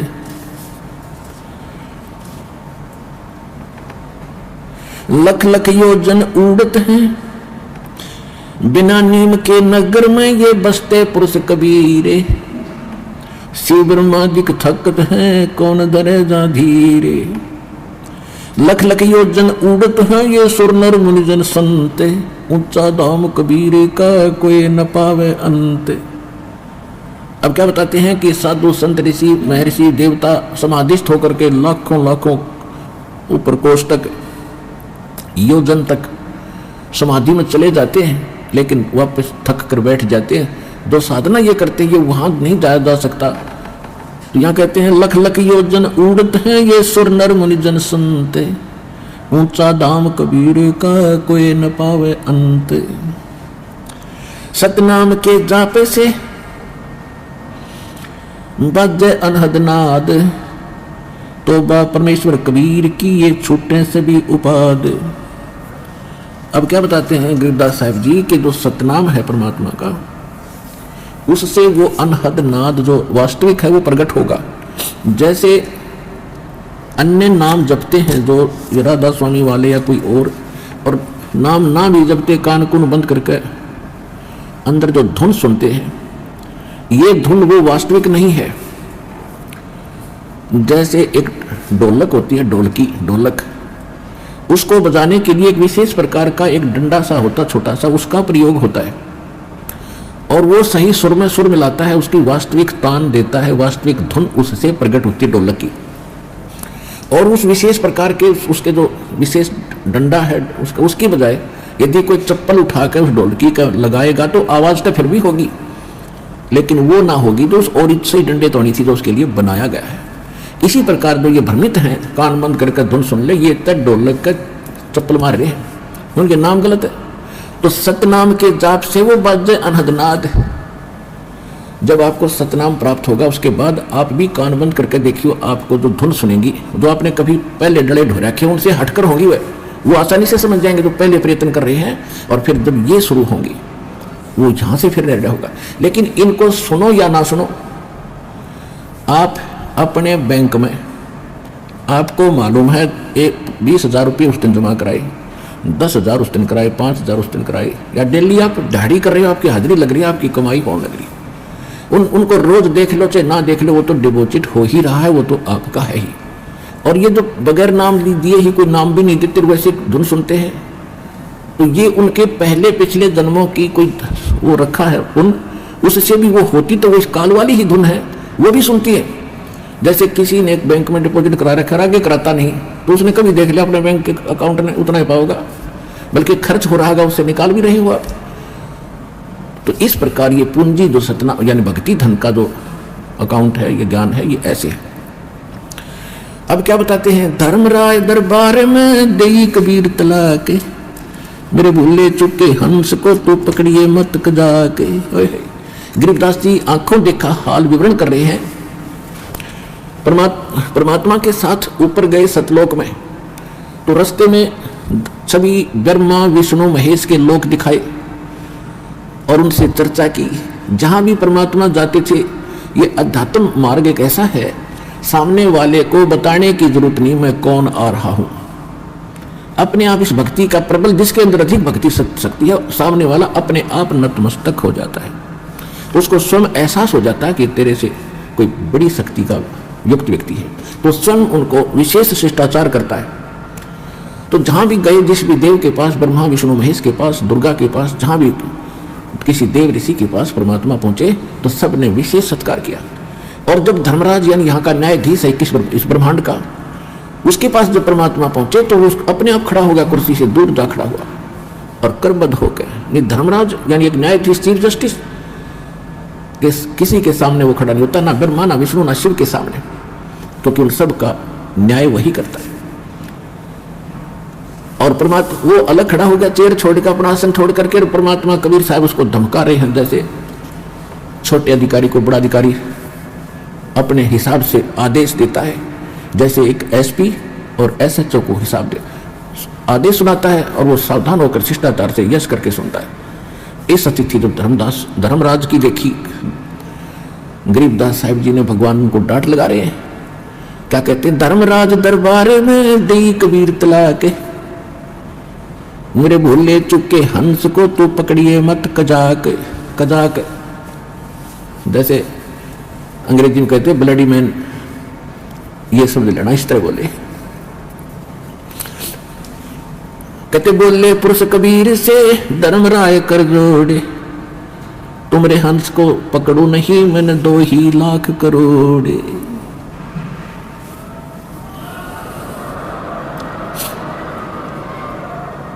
अपने आत्मा कबीर साहब अपनी समर्थता उस प्यारी आत्मा गरीबदास जी के रूबरू कराना चाहते थे, ताकि जो मेरा कति गवाह बन जाए, मेरे बच्चों को विश्वास दिलावे। और वो काम वापस आकर गरीबदास जी ने कति कलम तोड़ कर दिया। क्यों? आंखों देख रहे, भगवान की सारी सामर्थ्य देख रखा, और वो लोग देखा जहां हम रहा करते थे, वो स्थान देखा, वहां का सुख देखा, वहां कैसे जाया जाएगा वो विधि मालिक ने बताई। तो वही दास आपके रूबरू कर रहा है, इसमें कोई मीन मेख नहीं, इसमें कोई त्रुटि नहीं पाओगी, विश्वास रखना।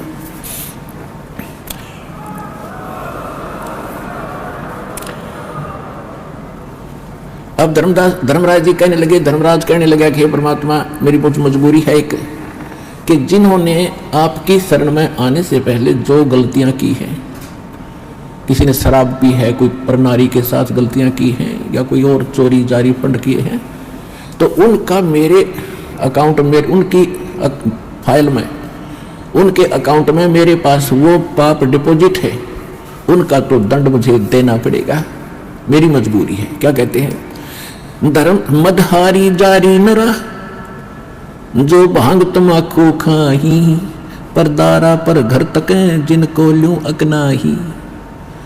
कहते हैं मद आहारी, शराब पीते हैं, मांसाहारी, और जारी करते हैं जो परिस्त्री गमन करते हैं, और भांग तमाकू खाही, पर दारा दूसरे की औरत को तकते हैं, पर दारा पर घर तक है, दूसरे के घर की तरफ, उनके धन की तरफ बुरी नीयत रखते हैं। जिनको ल्यों अकनाही, उनको पकड़ूं के नहीं। फिर अपनी व्यवस्था बताते हैं। धर्मराय विनती कर सुनियो पुरुष कबीर।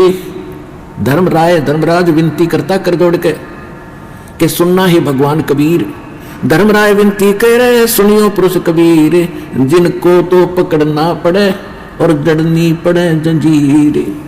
हमारे विधान में इनको पकड़ना पड़ेगा और इनको जंजीर से भी बांध कर इनकी पिटाई भी करनी पड़ेगी, दंडित भी करना पड़ेगा। फिर परमात्मा क्या बोले? धर्मराज क्या कहते हैं कि कर्मों से तीरथ थे अब जो शरण कबीर, जिनको निश्चय मारूंगा मैं काढ़ों बल तकसीर। यानी जो पहले के दंड थे वो तो मुझे देने पड़ेंगे। और परमात्मा क्या कहते हैं? पहले किए सो बख्श हूं, आगे करे ना कोई। कबीर कहे धर्मराय से, नाम रटे मम सोई। करम बरम ब्रह्मंडे के मैं पल में करहूं नेश, जिन हमारी दुहाई दी सो करो हमारे पेश। अब क्या निर्णय दे दिया, उसको क्या समाधान बता दिया कि कर्म भरम ब्रह्मंड के मैं पल में करहूं नेश। इनके जो भी कर्म इन्होंने किए हैं गलती से मेरी शरण में आने से पहले, उन सब पर मैं कलम मार दूंगा, क्रॉस कर दूंगा, और वो मेरे पास ले आना इनके कर्मों के अकाउंट को। सो करो हमारा पेश। करम बरम ब्रह्मंडे के मैं पल में करहूं नेश, और जिन हमारी दुहाई दी सो करो हमारे पेश। त्रिकुटी के ऊपर एक सबका साधला एक ये समझ लो राजदूत भवन है। जैसे प्रत्येक देश में एक राजदूत भवन होता है, ऐसे ही परमात्मा उस राजदूत भवन में अन्य रूप बनाकर रहते हैं। और परमात्मा ने कहा कि जब यदि कोई ऐसी समस्या तेरी है तो मेरे पास ले आना उस बच्चे को और उसके अकाउंट को मेरे दरबार में वहां ले आना, हमारे पेश करना, और मैं उसको काट दूंगा। तेरे ऊपर कोई भार नहीं रहेगा, उसका कोई लेखा जोखा तेरा नहीं रहेगा, ये मैं समाधान कर देता हूं।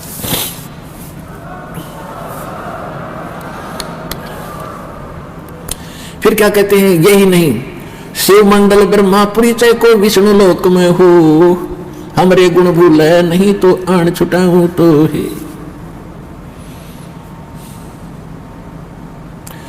अब क्या बताते हैं कि जैसे क्या होता है, किसी भक्त ने नाम ले लिया, किसी ने 6 महीने भक्ति करी, हमारे अनुकूल मर्यादा में रहा, किसी ने 1 वर्ष, किसी ने 2 वर्ष, किसी ने 4 वर्ष, किसी ने 10 वर्ष या ज्यादा भी करके लास्ट में कोई भ्रमित हो गया और ज्ञान सुन रखा उसने। क्या सुन रखा है कि 3 लोक का राज जीव को जय कोई दे, और लाख बधाई क्या करे जय नहीं नाम से ने। फिर क्या बता रखा परमात्मा ने, इंद्र दा राज कागदा बिष्टा। यहां स्वर्ग के राजा का भी यदि राज हमें प्राप्त हो तो हमारे उस सतलोक के सुख के तुलना में काग की बीट के तुल है। देवताओं का भी राजा बन जा, स्वर्ग का भी राजा हो। हम यहाँ छोटे से MLA MP सरपंच बनकर चौड़े काग फूल जाती है, वो तो बिना ज्ञान के। जब ज्ञान हो जाएगा तो कहते हैं,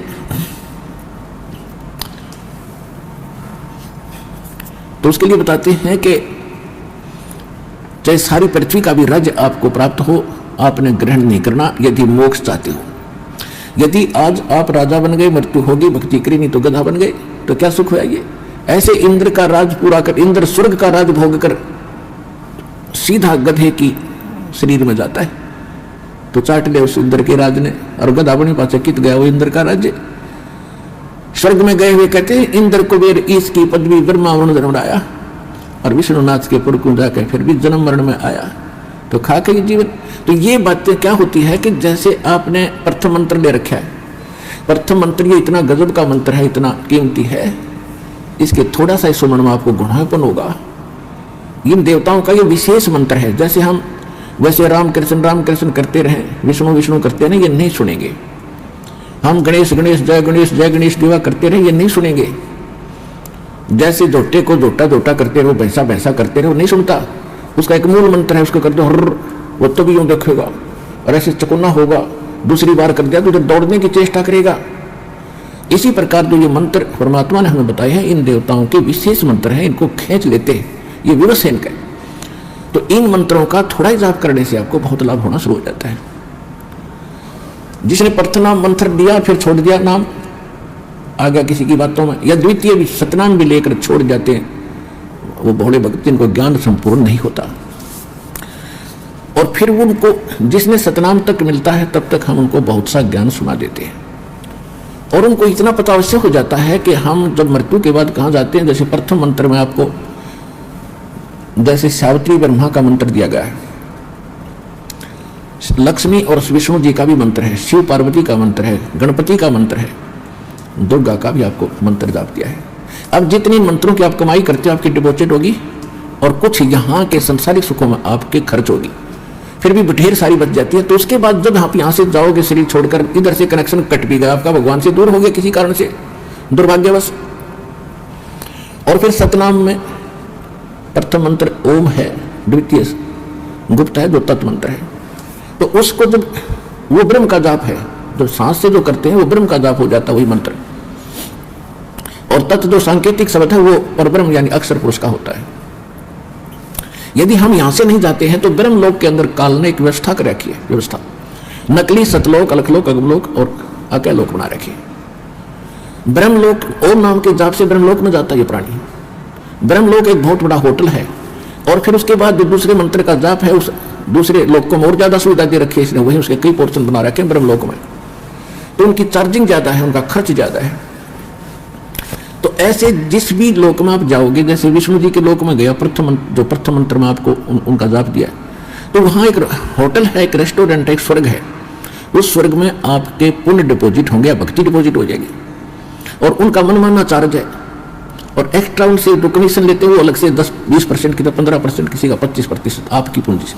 और जब आपके वो पुण्य और कमाई भक्ति समाप्त हो जाएगी, आपको वहां से धक्का दे दिया जाएगा, निकल यहां से। ऐसे इन सभी देवताओं के आप अपने स्थानों पर इनकी पूरी कमाई समाप्त करके फिर आपको नरक में फेंक दिया जाएगा। तो ये विधान बताया जाता है। इंद्र, कुबेर, ईश की पदवी, ब्रह्मा, वरुण, धर्मराया, ऐसी ऐसी पदवी पा ली आपने, ब्रह्मलोक के अंदर देवता बन गए, बड़े बड़े पोस्ट पदवी पा ली, पूंजी समाप्त होते वहां को धक्का दे दिया जाता आपको, जैसे यहां से जबरदस्ती मृत्यु कर दी जाती है, आपकी नहीं चलती। यही व्यवस्था ऊपर तक है। तो वहां जाने के बाद जब आपको ज्ञान हो जा, वहां गए किसी लोक में, शिव के लोक में, विष्णु के लोक में, ब्रह्मा के लोक में या ब्रह्म के लोक में, और वहां आपको याद आ गया कि हम तो गलत आ गए भगवान, कति गलत आ गए, हे भगवान ये बहुत गलती हुई, परमात्मा ही बंदी छोड़, हृदय से रोगे, उस वहां के सुख से मुंह मोड़ के, तब मैं आपको वहां से भी छुड़ा लाऊंगा। कितने दयालु है।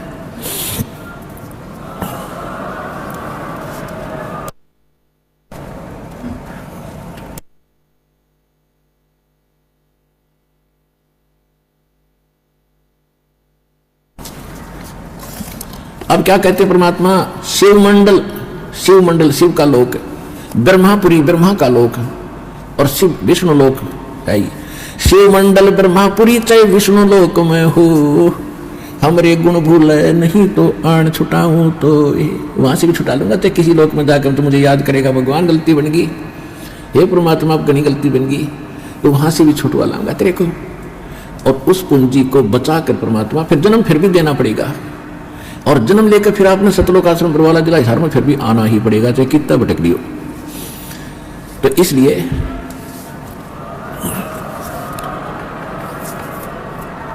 ये गलती अब ना करियो, इसलिए आपको बार बार ये ज्ञान दिया जाता है। ये जितने भी सतलोक आश्रम बरवाला जिला हिसार हरियाणा, इस आश्रम को छोड़कर जो ज्ञान और भक्ति विधान है, इस दास के अतिरिक्त इस विश्व में नहीं है, किसी संत के पास नहीं है। यह सत्कर मान लियो। दास ने कोई शौक नहीं, कोई लोभ नहीं, किसी प्रकार का जो भी आपका दान धर्म आता है, क्योंकि दान धर्म किए बिना आपका उबारा नहीं हो सकता, और शास्त्र अनुकूल साधना में दान प्रयोग नहीं हुआ तो उसका कोई यूज नहीं। तो ये दास को ये जड़ी मिली है, आपको उभारने का एक तरीका मिला है, दातान दिया।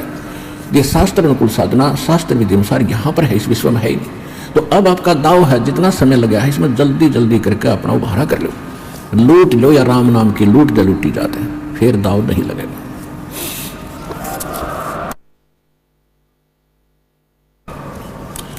परमेश्वर कहते हैं, चढ़ी चौंच भर लेगी नदी ना घट्यो नीर, और दान दिए धन घटे नहीं, कह रही साहिब कभी। ये भगवान का वचन है, किसी बालक का नहीं है। और देते को हर देत है जहां तहां से आन, और अन देवा मांगत फिरो, फिर साहिब सुने ना कान। आज एक व्यक्ति तो कार में जा रहा है और एक हाथ फैलाए खड़ा, दिए बाबा दिए बाबा दिए बाबूजी, और सब निकल जाते उसके पास से। अब ऐसा क्यों है? इंसान वो है, इंसान वो है, उसने पिछले जन्म में कोई दान कराया नहीं। और एक विधान है भगवान का कि एक मानव शरीर 83 लाख योनियों प्रकार की योनियों को भोगने के उपरांत एक मनुष्य जीवन अवश्य मिलता है, और उसमें पिछले संस्कार भी साथ होते हैं। तो उसमें पुण्य होता ही नहीं, उसका पुण्य नहीं है तो उसको दे कौन, मांगता रहे मर भटक कर दुखी होकर। तो यहाँ कहते हैं देते को हर दे, परमात्मा जिसने दान किया उसी को देता है। और जहां तहां से आन, चाहे कोई भी कारण बनावे, और अन देवा जिसने कभी दान किया नहीं, मांगत फिरो, फिर साहिब सुने नहीं कान। तो यहां जो दान आप करते हो, एक का 1000 आपको बेनिफिट होगा, 1000 गुना समझो, ये सत्कर मान लेना। और इसके साथ साथ कहते हैं, गुरु बिन माला फेरते, गुरु बिन देते दान, गुरु बिन दोनों निष्फल हैं, चाहे पूछो वेद पुराण। और कुपात्र को दान दिया हुआ व्यर्थ है, सुपात्र यानी सच्चे संत को ही दान दे, उसका फल है। नियम हर एक चीज के। अब कई भक्त कहते हैं कि हमें कह रहा था कि आपके गुरुजी तो अन्य किसी को भी किसी की हेल्प करने को मना करते नहीं। हेल्प करने का स्थान होता है, जैसे फ्लड आ गई कितने, या सूखा पड़ गया, कोई एक्सीडेंट दुर्घटना होगी, वहां मदद करो। और आप चलते कहते जैसे किसी भिखारी को दान नहीं देना। अब कोई अपना धंधा करके खाओगा, कुछ भगवान के गुण गाओगा, उसको मालिक के चरणों में लाओ, उसका नाम दिलाओ, उसको भक्ति कराओ, उसका उद्धार हो जाएगा। तो भिखारी को दान देना या किसी अन्य संत को दान देना नहीं चाहिए। उनको क्या दे सकते हो? खाना खिला सकते हो, कोई वस्त्र सिला कर पहना सकते हो, अगर आप उसकी मदद करना चाहते हो। उसको कैश ना देना, क्योंकि वो साधु संत नहीं है, वो भिखारी बकवादी व्यक्ति है। अगर सारे भिखारी हो जाए फिर कमावे कौन गा? एक व्यक्ति ने एक भिखारी को 100 रुपये दे दिए। अब ये क्या करते हैं? सारी बकवाद करते हैं, शराब ये पीवें, मांस ये खावें, कोई फ्री का मिल रहा है, और फिर सबके गधे बनेंगे, किसी कुत्ते बनेंगे, वो संस्कार और बढ़ेगा, वो वापस देना पड़ेगा। कोई वैसे थोड़ा किसी ने ले लिया वो देना नहीं। कहते तुमने उस दरगाह का मैल नहीं देखा और धर्मराज के तिल तिल का लेखा। 100 रुपये दे दिए। पहले वो पौवा पीता था शराब का, उस दिन एकदम अच्छा दाव लग गया, उसने आधा पिया। अब शराब पी कर रोज पत्नी ने कुटे, बच्चों ने कुटे, पिटाई करता था, वो दुखी थे। उस दिन आधा पी लिया, ज़्यादा दिमाग खराब हो गया उसका, परिवार की पिटाई करती। उसकी पत्नी उसको सारे बच्चों को लेकर कुएं में गिर कर मर गई। आपके 100 रुपये के दान ने एक परिवार उजाड़ दिया। आपको भी पाप लगा क्योंकि आप उसके भागी बने। तो क्या फायदा दिया उस दान ने? गुरु बिन माला फेरते, गुरु बिन देते दान, गुरु बिन दोनों निष्फल हैं, जय पूछो वेद पुराण। अब जैसे द्रौपदी ने एक अंधे महात्मा को एक कपड़ा दिया था 9 इंच बाई 3 फुट 4 फुट, एक छोटी सी टुकड़ा अपनी साड़ी से पाड़ कर। वैसे उसको दान करने में सारी साड़ी उसकी खराब हो गई थी, लेकिन महात्मा को केवल एक इतना साइज मिला था। और वो स्वयं परमात्मा थे, क्योंकि ये अपनी आत्मा के साथ फिरते हैं और पहले आने वाले किसी संकट से बचाने के लिए पहले लीला करते हैं। भले उन्होंने नाम नहीं ले रखा था, फिर भी दिया हुआ दान जो सुपात्र को दे दिया जाता है, कोई अच्छे साधु संत को, उसका भी फल मिलता है, लेकिन मोक्ष नहीं हो सकता उससे। तो छोटे मोटे संकट निवारण भी परम संत से होते हैं। वो परमात्मा स्वयं ही लीला करता है संत की। इसलिए साधु संत महिमा, संतों की तक महिमा बनी रही। वो स्वयं कर जाता था 2-4 जगह, और फिर सब किन्ने टोक मिले जाते जो लाल कपड़े पहन के फिरते थे, कि साधु एक जैसे ही होंगे, क्योंकि वो भी साधु भी तो उसी की आत्मा है भगवान की, जो उनके लिए तड़फ रहे, लेकिन रास्ता मिल नहीं रहा, बताते हैं तो वो मान नहीं रहे, तो बच्चे हैं उसके। तो सभी के लिए परमात्मा समदृष्टि है, सभी का लाभ, सबके दुखों से बचाने की चेष्टा करता है। तो ऐसे द्रौपदी को ने एक कपड़ा दिया था और परमात्मा ने आशीर्वाद दे दिया था, बेटी आज तने मेरा पर्दा रख बचाया है, मेरी इज्जत रखी है। क्योंकि वो साधु था, जल में खड़ा था, नहा रहा था, अंधा था, और कपड़ा कोई था नहीं तन पर, ओनली एक लंगोट रखता था पर्दे पर, एक लंगोट, कोई कपड़ा नहीं था। गर्मी के मौसम थे, गंगा में नाव था। स्नान करते समय उसकी वो लंगोटी भी हाथ से टूट गई, वो छूट गई। वो नी वस्त्र नंगा खड़ा था दरिया में, और उससे थोड़ी सी दूरी पर जिधर से जल आ रहा था, ऊपर की साइड में एक जनाना घाट बना हुआ था बहनों के नहाने का, और राजा द्रुपद ने वो जनाना घाट दरिया पर गंगा पर बनवा रखा था। अपनी नगरी से थोड़ी सी दूरी पर वह बह रही थी गंगा। वहां पर द्रौपदी, उस राजा द्रुपद की लड़की, रोज स्नान करने जाती थी अपनी सैकड़ों सहेलियों के साथ। जब और वो पुण्यात्मा थी, जब उसने देखा साधु संत महात्मा स्नान कर रहा है, तो उसने सोचा कि महात्मा से बात करेंगे सुबह सुबह, बड़े सौभाग्य हमारा, संत के दर्शन हुए। कहते हैं साधु दर्शन राम का मुख पर बसे सुहाग, और दर्शनी को होते हैं जिनके पूर्ण भाग। साधु दर्शन राम का साहिब आवे याद, और लेखे में वही समय बाकी का समय बर्बाद। फिर उसने सोचा कि संत नहा रहे हैं, मैं भी नहा लेती हूँ, फिर स्वच्छ होकर बात करेंगे। वो स्नान करके आधा घंटा में बाहर आई घाट से। क्या देखा कि महात्मा तो फिर भी जल में ही खड़े हैं। वो बाहर इसलिए नहीं आए कि मैं अंधा हूँ और नी वस्त्र हो गया नंगा, और लड़कियां की आवाज सुनने लगी, तो और गए, पहले इतने पानी में था और गहरे में चला गया इतने में, कि कहीं बहन बेटियों के सामने मैं नी वस्त्र नजर ना आऊं, शर्म का मारा। अब वो कुछ नहा नहीं रहा था, वो ऐसे हाथ मार रहा था, वो सोच रहा था कोई कपड़ा बहता हुआ आ जाए, मैं लपेट कर बाहर निकलूं। द्रौपदी ने देखा आधा घंटा हो गया, संत नहा नहीं रहा, कुछ खोज रहा है। फिर उसने देखा अपने ध्यान से कि महात्मा तो नी वस्त्र है, और ये वस्त्र बिना आवेगा नहीं, बाहर कोई वस्त्र पटड़ी पर है नहीं, ये सारा दिन खड़ा रहेगा, रात को निकलेगा, गल जाएगा भूखा प्यासा। तो लड़की ने आओ देखा ना ताओ अपनी साड़ी पाड़ी। राजा की लड़की की कितनी कॉस्टली साड़ी होती है, कीमती साड़ी, कपड़ा होगा विचार कर लेना। और उसने इतनी कीमती साड़ी और संत के लिए पाड़ कर डाल दी। एक लकीर एक बिल हाथ की, यानी 9 इंच लगभग, कॉपी आकार की, और पाड़ के, और 3 फुट चौड़ी लंबी पानी में डाल दी, बहता हुआ वह साथ से निकल गई, लेकिन महात्मा ने दिखाई नहीं था, लीला थी उनकी, और निकल गई। 7-8 बार ऐसी साड़ी पाड़ पाड़ के, एक गलांत यानी 9-9 इंच 7-8 बार पाड़ के डाल दी, लेकिन साधु के हाथ नहीं लगी, वो साइड से निकल जाती थी, उसको दिखाई नहीं देता था।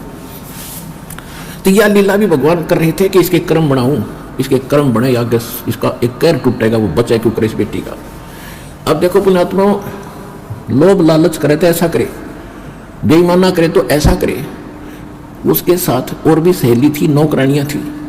उन नौकरानियों को भी कह सकती थी कि एक साड़ी का टुकड़ा डाल दो महात्मा के लिए, तो एक साड़ी का 2 साड़ी डाल के, उसने पता था, नौकरानी को मालूम है आज अपनी राजा की लड़की के कहने से हम थोड़ा सा टुकड़ा साड़ी का देंगे, 2 साड़ी देगी, जाती 2-3 धोती देगी, बढ़िया, तो वो डाल सकती थी। लेकिन उसने उनको नहीं दिया, क्योंकि उसको मालूम था कि मैं पुण्य करूंगी अपने हाथ से, मुझे मिलेगा, ये करेंगे तो इनको मिलेगा। इतना अध्यात्म ज्ञान बच्चों को उसने दिया जाता था। मैं रोटी खाऊंगी, मेरा पेट भरेगा, ये खाएगी, इसका भरेगा। तो उसने ये बेईमाना लालच कराया।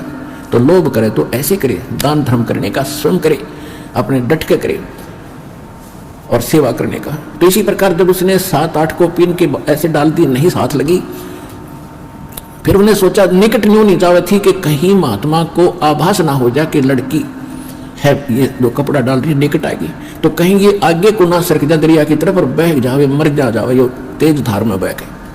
बोल इसलिए नहीं रही थी, इसलिए उसने एक लंबी लकड़ी उठाई जंगल से, उसके फिर एक और टुकड़ा पाड़ा, फाड़ के उसके लपेटा, और धीरे धीरे साधु संत के हाथ के निकट कर दिया, जब वो ऐसे हाथ मार रहा था। जब उसके हाथ लग गया, उसने तुरंत उसको पकड़ा मजबूती से। फिर उसने देखा कि ये वैसे कोई बहता हुआ कपड़ा नहीं है, ये तो स्पेशल साइज पाड़ कर साड़ी का दिया हुआ है, और बेटी भी आसपास ही होगी। वो तो अंतर्यामी थे, लेकिन लीला जो भगवान करते हैं, जैसे 120 वर्ष धारणक रूप में, जुलाई रूप में काशी में रहेगी, कोई आज तक नहीं समझ पाया वो भगवान थे। आज समझ में आ गया कि वो परमात्मा थे और हैं और रहेंगे। ये लीला ऐसी गजब की करता, कोई सोच भी नहीं सकता कि वो भगवान हर रहे कैसे। अंधे की लीला करे थे, अंधे वाली करी पूरी। इस काल को भी धोखा देता है, यही वेद में लिखा है, और यही नानक साहब कहते, ए ठगवाड़ा ठगी देश खरा सियाणा बोलता बार, ये धारण करता है। और खुद कहते भगवान सोचल सिद्धर मैं करूं अपने जन के काज। तो द्रौपदी जब उसने वो टुकड़ा लिया, देखा कि हाँ ये तो किसी लड़की बेटी ने दिया है, तो कहा बेटी आज तूने मेरी इज्जत रखी है, भगवान तेरी इज्जत रखेगा और तुझे बहुत ज्यादा दे। अब उसका वचन कैसे टले, तो सुपात्र को दिया दान। इस संसार में आने वाले कैर से भी कुछ ऐसे कर्म हैं जो दान से ही कटते हैं, कुछ ऐसे कर्म हैं जो सेवा से ही कटते हैं, कुछ ऐसे पाप कर्म हैं जो आपके आरती सिमरन ज्ञान से सुनने से, सत्संग सुनने से कटेंगे, कुछ ऐसे कर्म हैं जो दान धर्म करने से और हवन यज्ञ करने से कटेंगे, कुछ ऐसे कर्म हैं जो दंडोत प्रणाम से ही आपके नाश होंगे, कुछ ऐसे पाप कर्म हैं जो सिमरन से ही कटेंगे। तो हमने सारे फार्मूले अपनाने अपने अंतःकरण को धोने के लिए, साफ करने के लिए। तो वो तरीके सारे के सारे आपको यहाँ मिलेंगे और पृथ्वी पर नहीं है। इससे आपका अंतःकरण ही साफ होगा, जिस कारण से आपको इस जीवन में भी सुख होगा और मोक्ष भी मिलेगा। तो क्या होता है,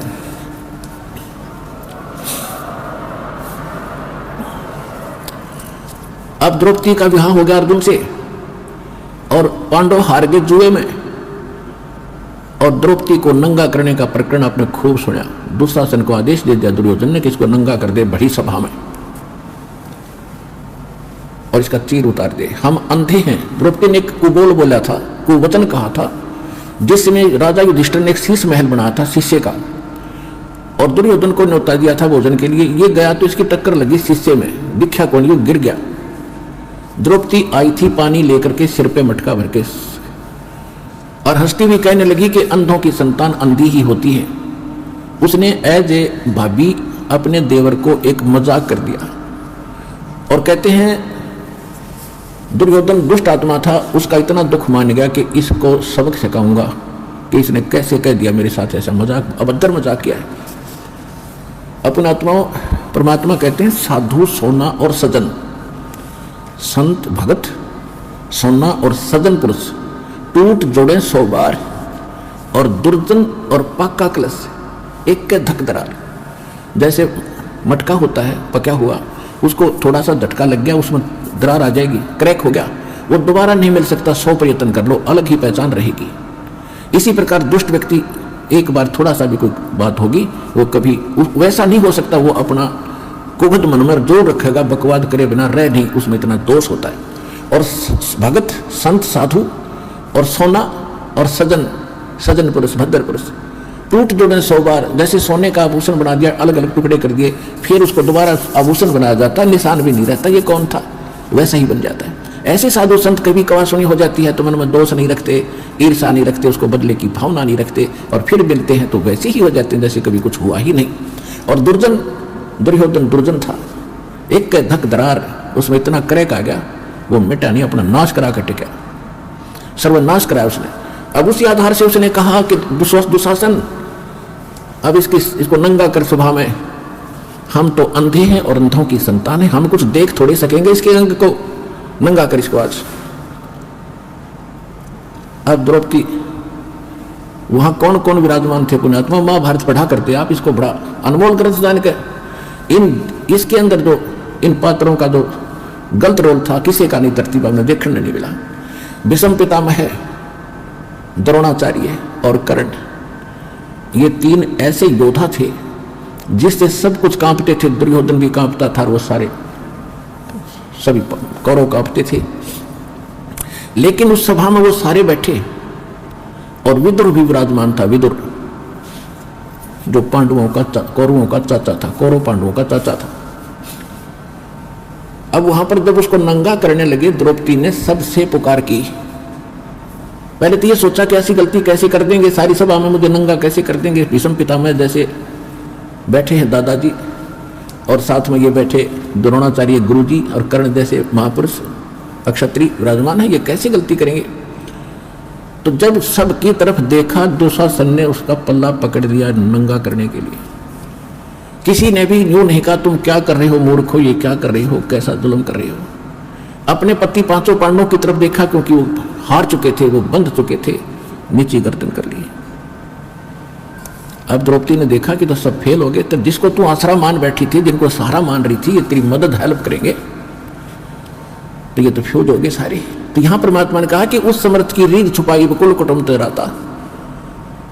अब इन संसारिक लोगों से तू अपनी कल्याण चाहता है, इनसे मदद मांग रहा है, ये मदद नहीं कर सकेंगे। समय आने पर भगवान ही मदद करेगा। और वो कैसे करेगा, यदि तूने उसके अनुकूल कोई ऐसा कर्म किया होगा तो करेगा। अब उस समय उस सभा में एक व्यक्ति था जिसको हम पंचायती कह सकते हैं और एक धर्मपुत्र कह सकते हैं, विदुर। विदुर ने खड़ा होकर कहा कि भले आदमियों, तुम क्या करने जा रहे हो, कुछ दुर्योधन अकल से काम ले। बाहर के लोग तुम्हें क्या कहेंगे, अपनी इज्जत अपने हाथों उतार रहे हो। तुम एक ही दादा की संतान हो, तुम अलग अलग नहीं हो। विदुर कहे ये बंधु तुम्हारा, ये पांडव भी तो आपके ही चचेरे भाई हैं। विदुर कहे ये बंधु थारा, एक का कुल एक का परिवार, और तुम ये ऐसा जुल्म ना करो, अपनी इज्जत आप ही उतार रहे हो। और कहते हैं दुशासन ने, जब विदुर ने उनको मना किया, रोकना चाहा तो थप्पड़ मारा, उसके मुंह पर थप्पड़ मारा कि तू तो पांडवों का चमचा है, सदा इन्हीं की ओर बोलता आया, जबकि नाते में वो चाचा था, सगा चाचा। कहते हैं विदुर के मुख पर लगा थपेड़ा, तू तो इन पांडवों का चेहरा, इनका चमचा है, नौकर। तू तो है बांदी का जाया, तू बांदी से पैदा हुआ है, इसलिए तेरे अंदर अक्षत्री वाले गुण नहीं है, तू इतनी ही बोधी बात कहता रहा। तू तो है बांदी का जाया। जब ये शब्द उसने कहा दुशासन ने, कहते हैं भीष्म, कर्ण और द्रोण मुस्काया। अकल देखो उन महापुरुषों की, पंचायत में बैठे हैं और एक लड़का अपने चाचा का थप्पड़ मार रहा है और उसको अपशब्द कह रहा है, वहां पर बैठे मौजूद व्यक्ति हंस रहे हैं, मुस्कुराए वो। जबकि उन्होंने खड़ा होकर कहना चाहिए था, निकम्मे खबरदार, देते ने अपने चाचा का हाथ लगा दिया, सारी नैतिकता नाश कर दी तूने। और वो इसके विपरीत उन्होंने ना कुछ टोका टाकी की, ना ये कहा तू ऐसा ना करो, बल्कि ये शब्द सुनकर कि तू तो है बांदी का जाया। भीष्म, कर्ण और द्रोणाचार्य गुरु कहते मुस्काए, हंसे। और वहां एक था भक्त, एक था पंचायती। उस सभा में पंचायती के एक लक्षण और गुण होते हैं, सच्ची बात कहे, मुंह पे कहे, और उसकी नहीं चले तो उठ कर चला जाना चाहिए, वह बैठा नहीं रहना चाहिए उस सभा। तो विदुर वहां से उठ कर आ गया, वहां रहा नहीं।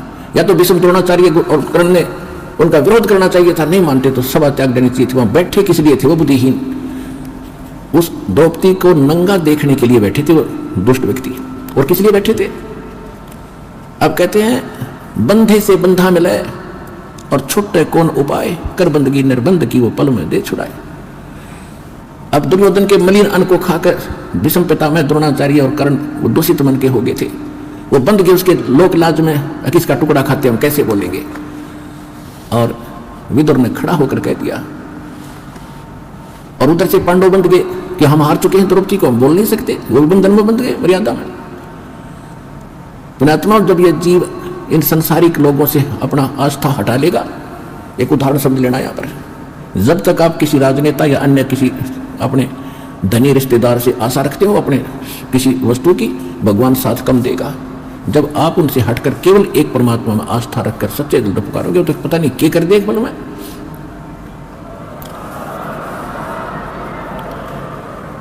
जब द्रौपदी ने देखा कि यहाँ कोई और साथी नहीं, तेरा मददगार नहीं है, तब सच्चे दिल से आत्मा रोई थी। ये भगवान आत्मा का साथी है, मन का साथी नहीं। मन तो पता नहीं क्या क्या बकवास चाहे, ये हो जा वो हो जा फलाना हो जा। जब आत्मा चाहेगी ना तो मालिक देगा आपको। ये आत्मा का साथी है और मन है ये काल का एजेंट। जब आत्मा रोई, यहाँ की आपकी पुकार, जैसे पता नहीं कितनी बहनों के साथ बलात्कार होते हैं कहीं कहीं, और वो सभी पुकारती भी हैं अपनी मदद के लिए, फिर लास्ट में भगवान को भी याद करती होंगी, लेकिन कितनों की मदद होती है? बहुत कम। कारण यह होता है कि हमने पहले कुछ ऐसा पुण्य नहीं कर रखा जिससे भगवान कोई कारण बना दे और हमारी रक्षा करते हैं किसी भी प्रकार से। तो द्रौपदी का मालिक ने पहले तो कारण बनाया, सौ सच्ची दर मैं करूं अपने दिन के काज, जो जन मेरी शरण है ताका हूं मैं दास, और गेल गेल लाग्या फिरूं जब तक धरती आकाश। अब जैसे ये दास पहले हम रामकृष्ण के पुजारी थे, शंकर जी के पुजारी थे, बाबा श्याम जी हनुमान जी के पुजारी थे, और जो भी घर में सुख होता था हम ये कहा करते भगवान विष्णु ने कर दिया, बाबा श्याम जी ने कर दिया, हनुमान जी की दया होगी, जब सब याद आ जाता उसी को श्रेय दे देते थे, जो भी भक्त भगवान हमें याद आते थे। अब पता चला कि ये तो कुछ कर ही नहीं सकते। अब ज्ञान की रोशनी से पता चला कि करने वाला तो वही था। कहते हैं जगत का पेखना पेखा, धनी का नाम ना लेखा। संसार के लोगों का ही हमने क्रेडिट दिया, इसने ऐसा कर दिया, इसने ऐसा कर दिया। वो कराने वाला भी कोई और ही है अगर किसी से कुछ करवा रहा है। कहते हैं जगत का पेखना पेखा, धनी का नाम ना लेखा। जो सब कुछ कर रहा है उसका जिक्र भी नहीं, कोई सपने में याद नहीं आया आपको। तो परमात्मा कहते हैं जब तक जो मेरी शरण में है, कभी किसी समय में, ये द्रौपदी वाली आत्मा भगवान की शरण में थी। इस कलयुग के इस पीरियड में ये चल रहा है जो स्वर्ण युग आ गया ये, और इसमें जो बिचल गए पिछड़ गए रह गए वो फिर यही धक्के खाते हैं। रानी बन गई, कभी राजा बन गए, कभी देवता बन गए। कमाई इस समय की होगी वह सत भक्ति, और हजारों युगों तक चलेगी उनके साथ। कितनी कमाई इतनी बनती है इसकी, फिर यहाँ बर्बाद हो जाती है। लेकिन जो एक बार उसकी शरण में आ गया, परमात्मा इतने दयालु है, उसको कहीं ना कहीं घुमा फिरा के इवन द्रौपदी का भी ईव जन्म देंगे, दोबारा यहाँ पटकेंगे उनको जब उनका नंबर आओगा, जब टके रहे तो न कहा मोक्ष होगा।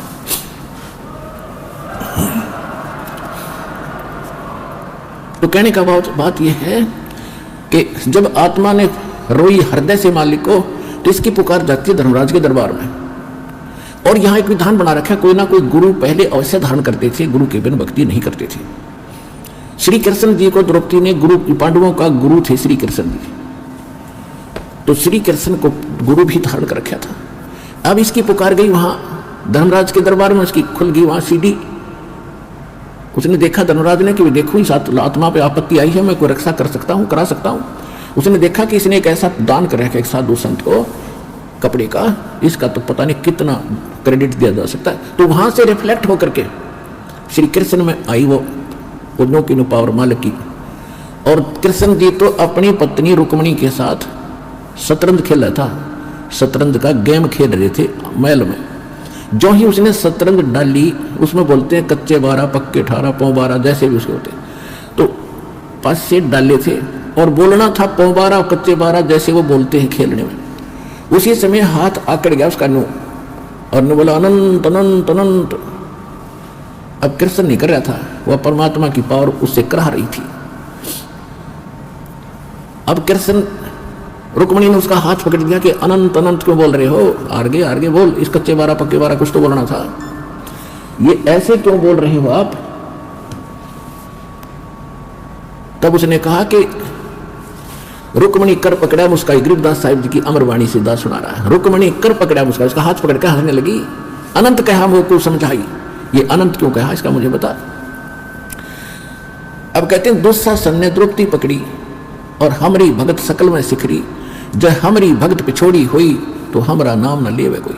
वहां कृष्ण नहीं बोल रहा था, कृष्ण को बुलाया जा रहा था भगवान के द्वारा, और परमात्मा की पावर ही उसके पास वहां से भीतर, जैसे जड़ से खुराक आती है पौधे में, पौधे से जाती टहनी में, टहनी के फल लगते, तो वो फल देने वाली टहनी है, उसका देने वाला जड़ है, टहनी के बस का नहीं था। ये समझ लेना, क्योंकि जब इस फार्मूले को आप समझोगे अध्यात्म ज्ञान को, जब आपके समझ में आएगी और आपकी दृष्टि वहीं टेकेगी जाके कि करे कराओ साइया मन में लहर उठा दादू से जीव के आप बगल जा। कृष्ण कहते सर धरी थी और करने वाला खुद था।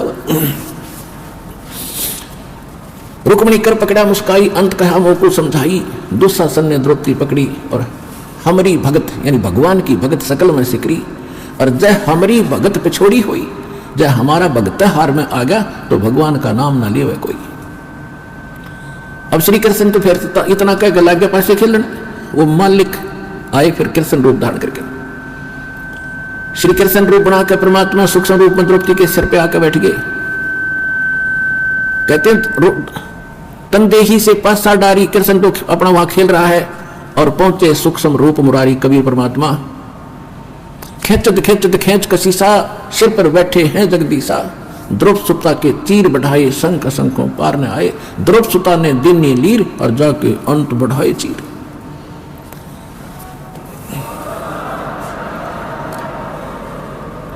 देते को हर देत है जहां तहां से आन, अनदेवा मांगत फिरो। फिर साहिब सुनैना का फिर काफी समय के बाद जब श्री कृष्ण जी उनके घर आए, तब द्रौपदी ने पूछा कि हे भगवान, आपने मेरी ऐसे कौन सा मेरा शुभ कर्म आगे अड़ गया जिससे आपने मेरी इज्जत रखी।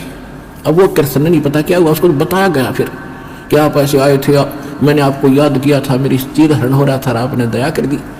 तब श्री कृष्ण में भी कोई पिछले 3 लोग की कुछ शक्ति है, इनमें भी कुछ दिव्य दृष्टि होती है।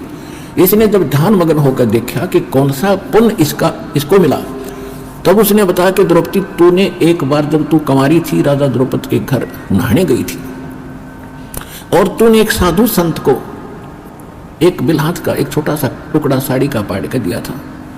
उस महात्मा को दिए हुए फल, उस टुकड़े का फल आपको इतना मिल गया। हो जब उसको याद आया, रिमाइंड हुआ कुछ, हो इतने महापुरुष थे वो सूरदास।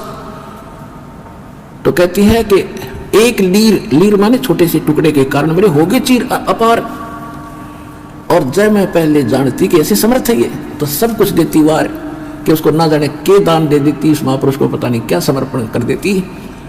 तो पुण्यात्माओं, आज वो अवसर आ गया आपका, और जय ईब चूक गए। अब समर्पण होने का समय है मोक्ष प्राप्ति और यहाँ की सुख प्राप्ति के लिए, इसलिए आपको उदाहरण सुना।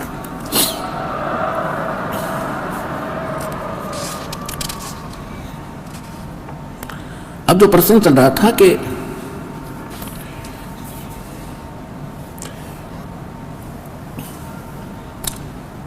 परमात्मा कहते कर्म भ्रम ब्रह्मंड के मैं पल में करहूं नेस, और दिन हमारी दुहाई दी सो करो हमारे बेस। शिव मंडल ब्रह्मापुरी चे विष्णु लोक में हो, हमरे गुण भूले नहीं तो आण छुटाऊं तो।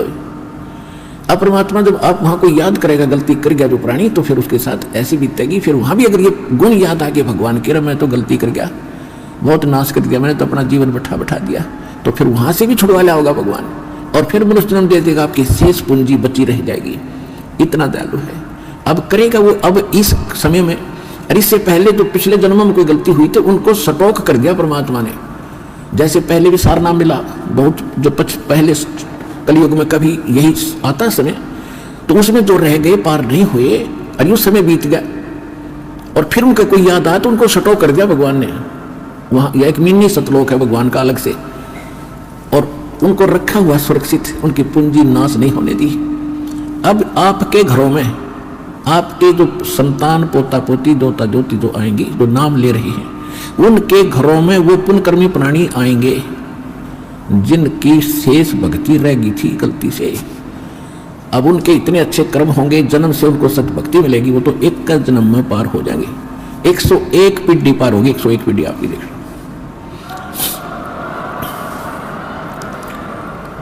और 101 पीढ़ी पूरा होने में लगभग 2-3 हजार 1-2 हजार वर्ष अवश्य लगेंगे। तो 1-2 हजार वर्ष तक ये पुण्य, ये भक्ति चलेगी, ये मोक्ष होगा। उसके बाद क्या होगा कि जो रह जाएंगे, पार नहीं होंगे, तो फिर ये माहौल उनको भी वो रह गए यहाँ पर, पार नहीं हुए किसी कारण से, तो आगे हजारों वर्षों तक और एक सतयुग जैसा माहौल, उनमें प्यार स्वभाव ठीक रहेगा, वो दुखी ना होंगे। जो हाहाकार अब माच रहा है, उनकी किस्मत का भगवान खूब समय पर वर्षा करेगा, पृथ्वी पर फिर पुनः सतयुग जैसे बढ़िया फलदार वृक्ष हो जाएंगे, फल सारा कुछ सुविधा देगा दाता, और सुखी रहेंगे। और जो तीसरी पीढ़ी, अंतिम जो पीढ़ी आएगी कलयुग की, वो भक्ति योग नहीं रहेंगे, वो तो कृतघ्नी हो जाएंगे, मांसाहारी हो जाएंगे, कोई व्यवहार ठीक नहीं रहेगा। अब तो व्यवहार तो तकरीबन अभी बिगड़ गया हमारा, लेकिन अब सेट होगा दोबारा। और फिर लास्ट वाली जो पिछली पीढ़ी लास्ट वाली होगी, उसमें भक्ति योग प्राणी नहीं रहेंगे, वो बिल्कुल नष्ट हो जाएगी। तो उस समय से आने से पहले उसको याद रखना, बुरा हाल हो जाएगा। इस डर से भी आप भक्ति करके यहाँ से निकलो, ये समय आपको गोल्डन चांस मिला है।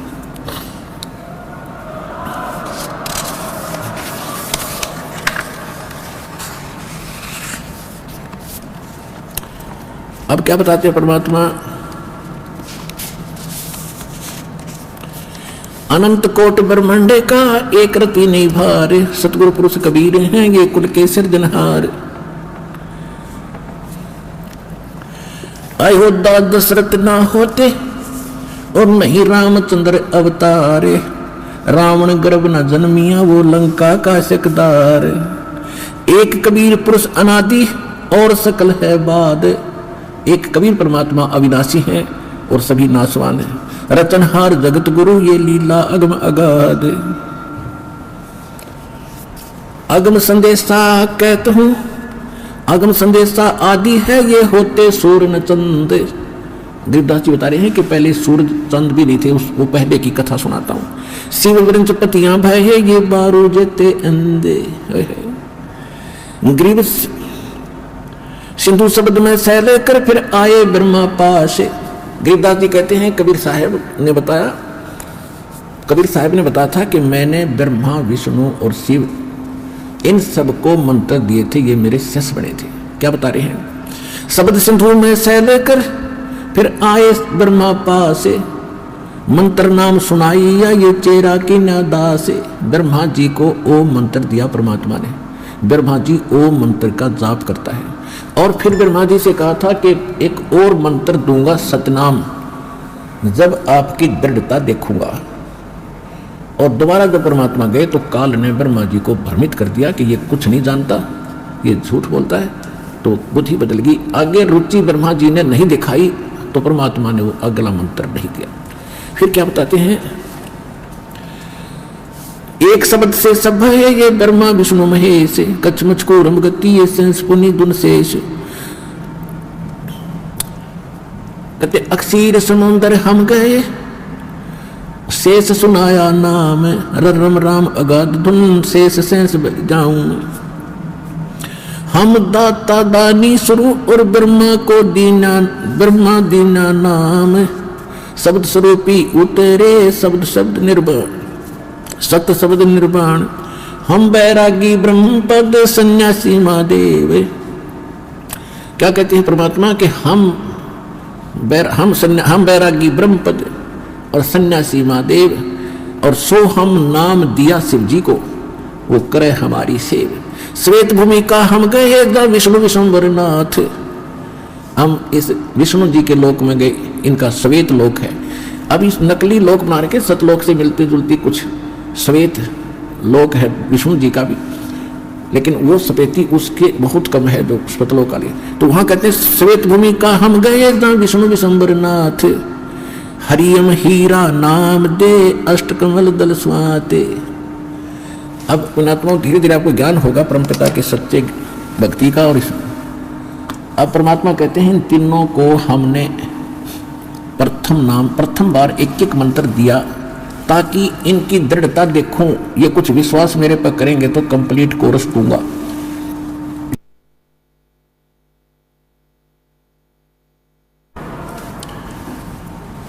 तो कहते हैं हम श्वेत भूमि का हम गए जहां विष्णु विश्वम्भर नाथ, और हरियम हीरा नाम दे, और अष्टकमल दल स्वात, जहाँ विष्णु जी रहते हैं नाभि कमल में, इसके अष्टकमल हैं और इनको हरियम नाम दिया। अब ये भी हरियम नाम जाप करते हैं और हम इनको इसी नाम से पुकारते हैं, हम भी वही जाप करते हैं। तो इनको कसक होती है कि ये उसी परम संत से ही संबंधित हैं और उससे वे आकर्षित होकर के, विवश होकर के। अब देखो पुण्यात्मा, परमात्मा कितने दयालु हैं। अब जैसे आप ब्लूटूथ से एक मोबाइल में दूसरे मोबाइल में कोई चीज डालते हो तो दोनों ओपन करने पड़ते हैं। इसी प्रकार परमात्मा ने वो पहले ओपन कर रखे हैं। अरे तुम अपना ओपन कर लो, अपने आप को शक्ति आप में आनी शुरू हो जाएगी। उनके तो पहले ओपन कराई। तो कहने का बात यह है कि जो जो नाम इन सभी देवों को मालिक ने दे रखे हैं, ये उन्हीं का जाप करते हैं। ये इनकी पूजा नहीं समझना, मंत्र इनसे लाभ लेने के हैं। और वही मंत्र आज आप जाप करिए तो ये विवश है, इनके बस की बात नहीं।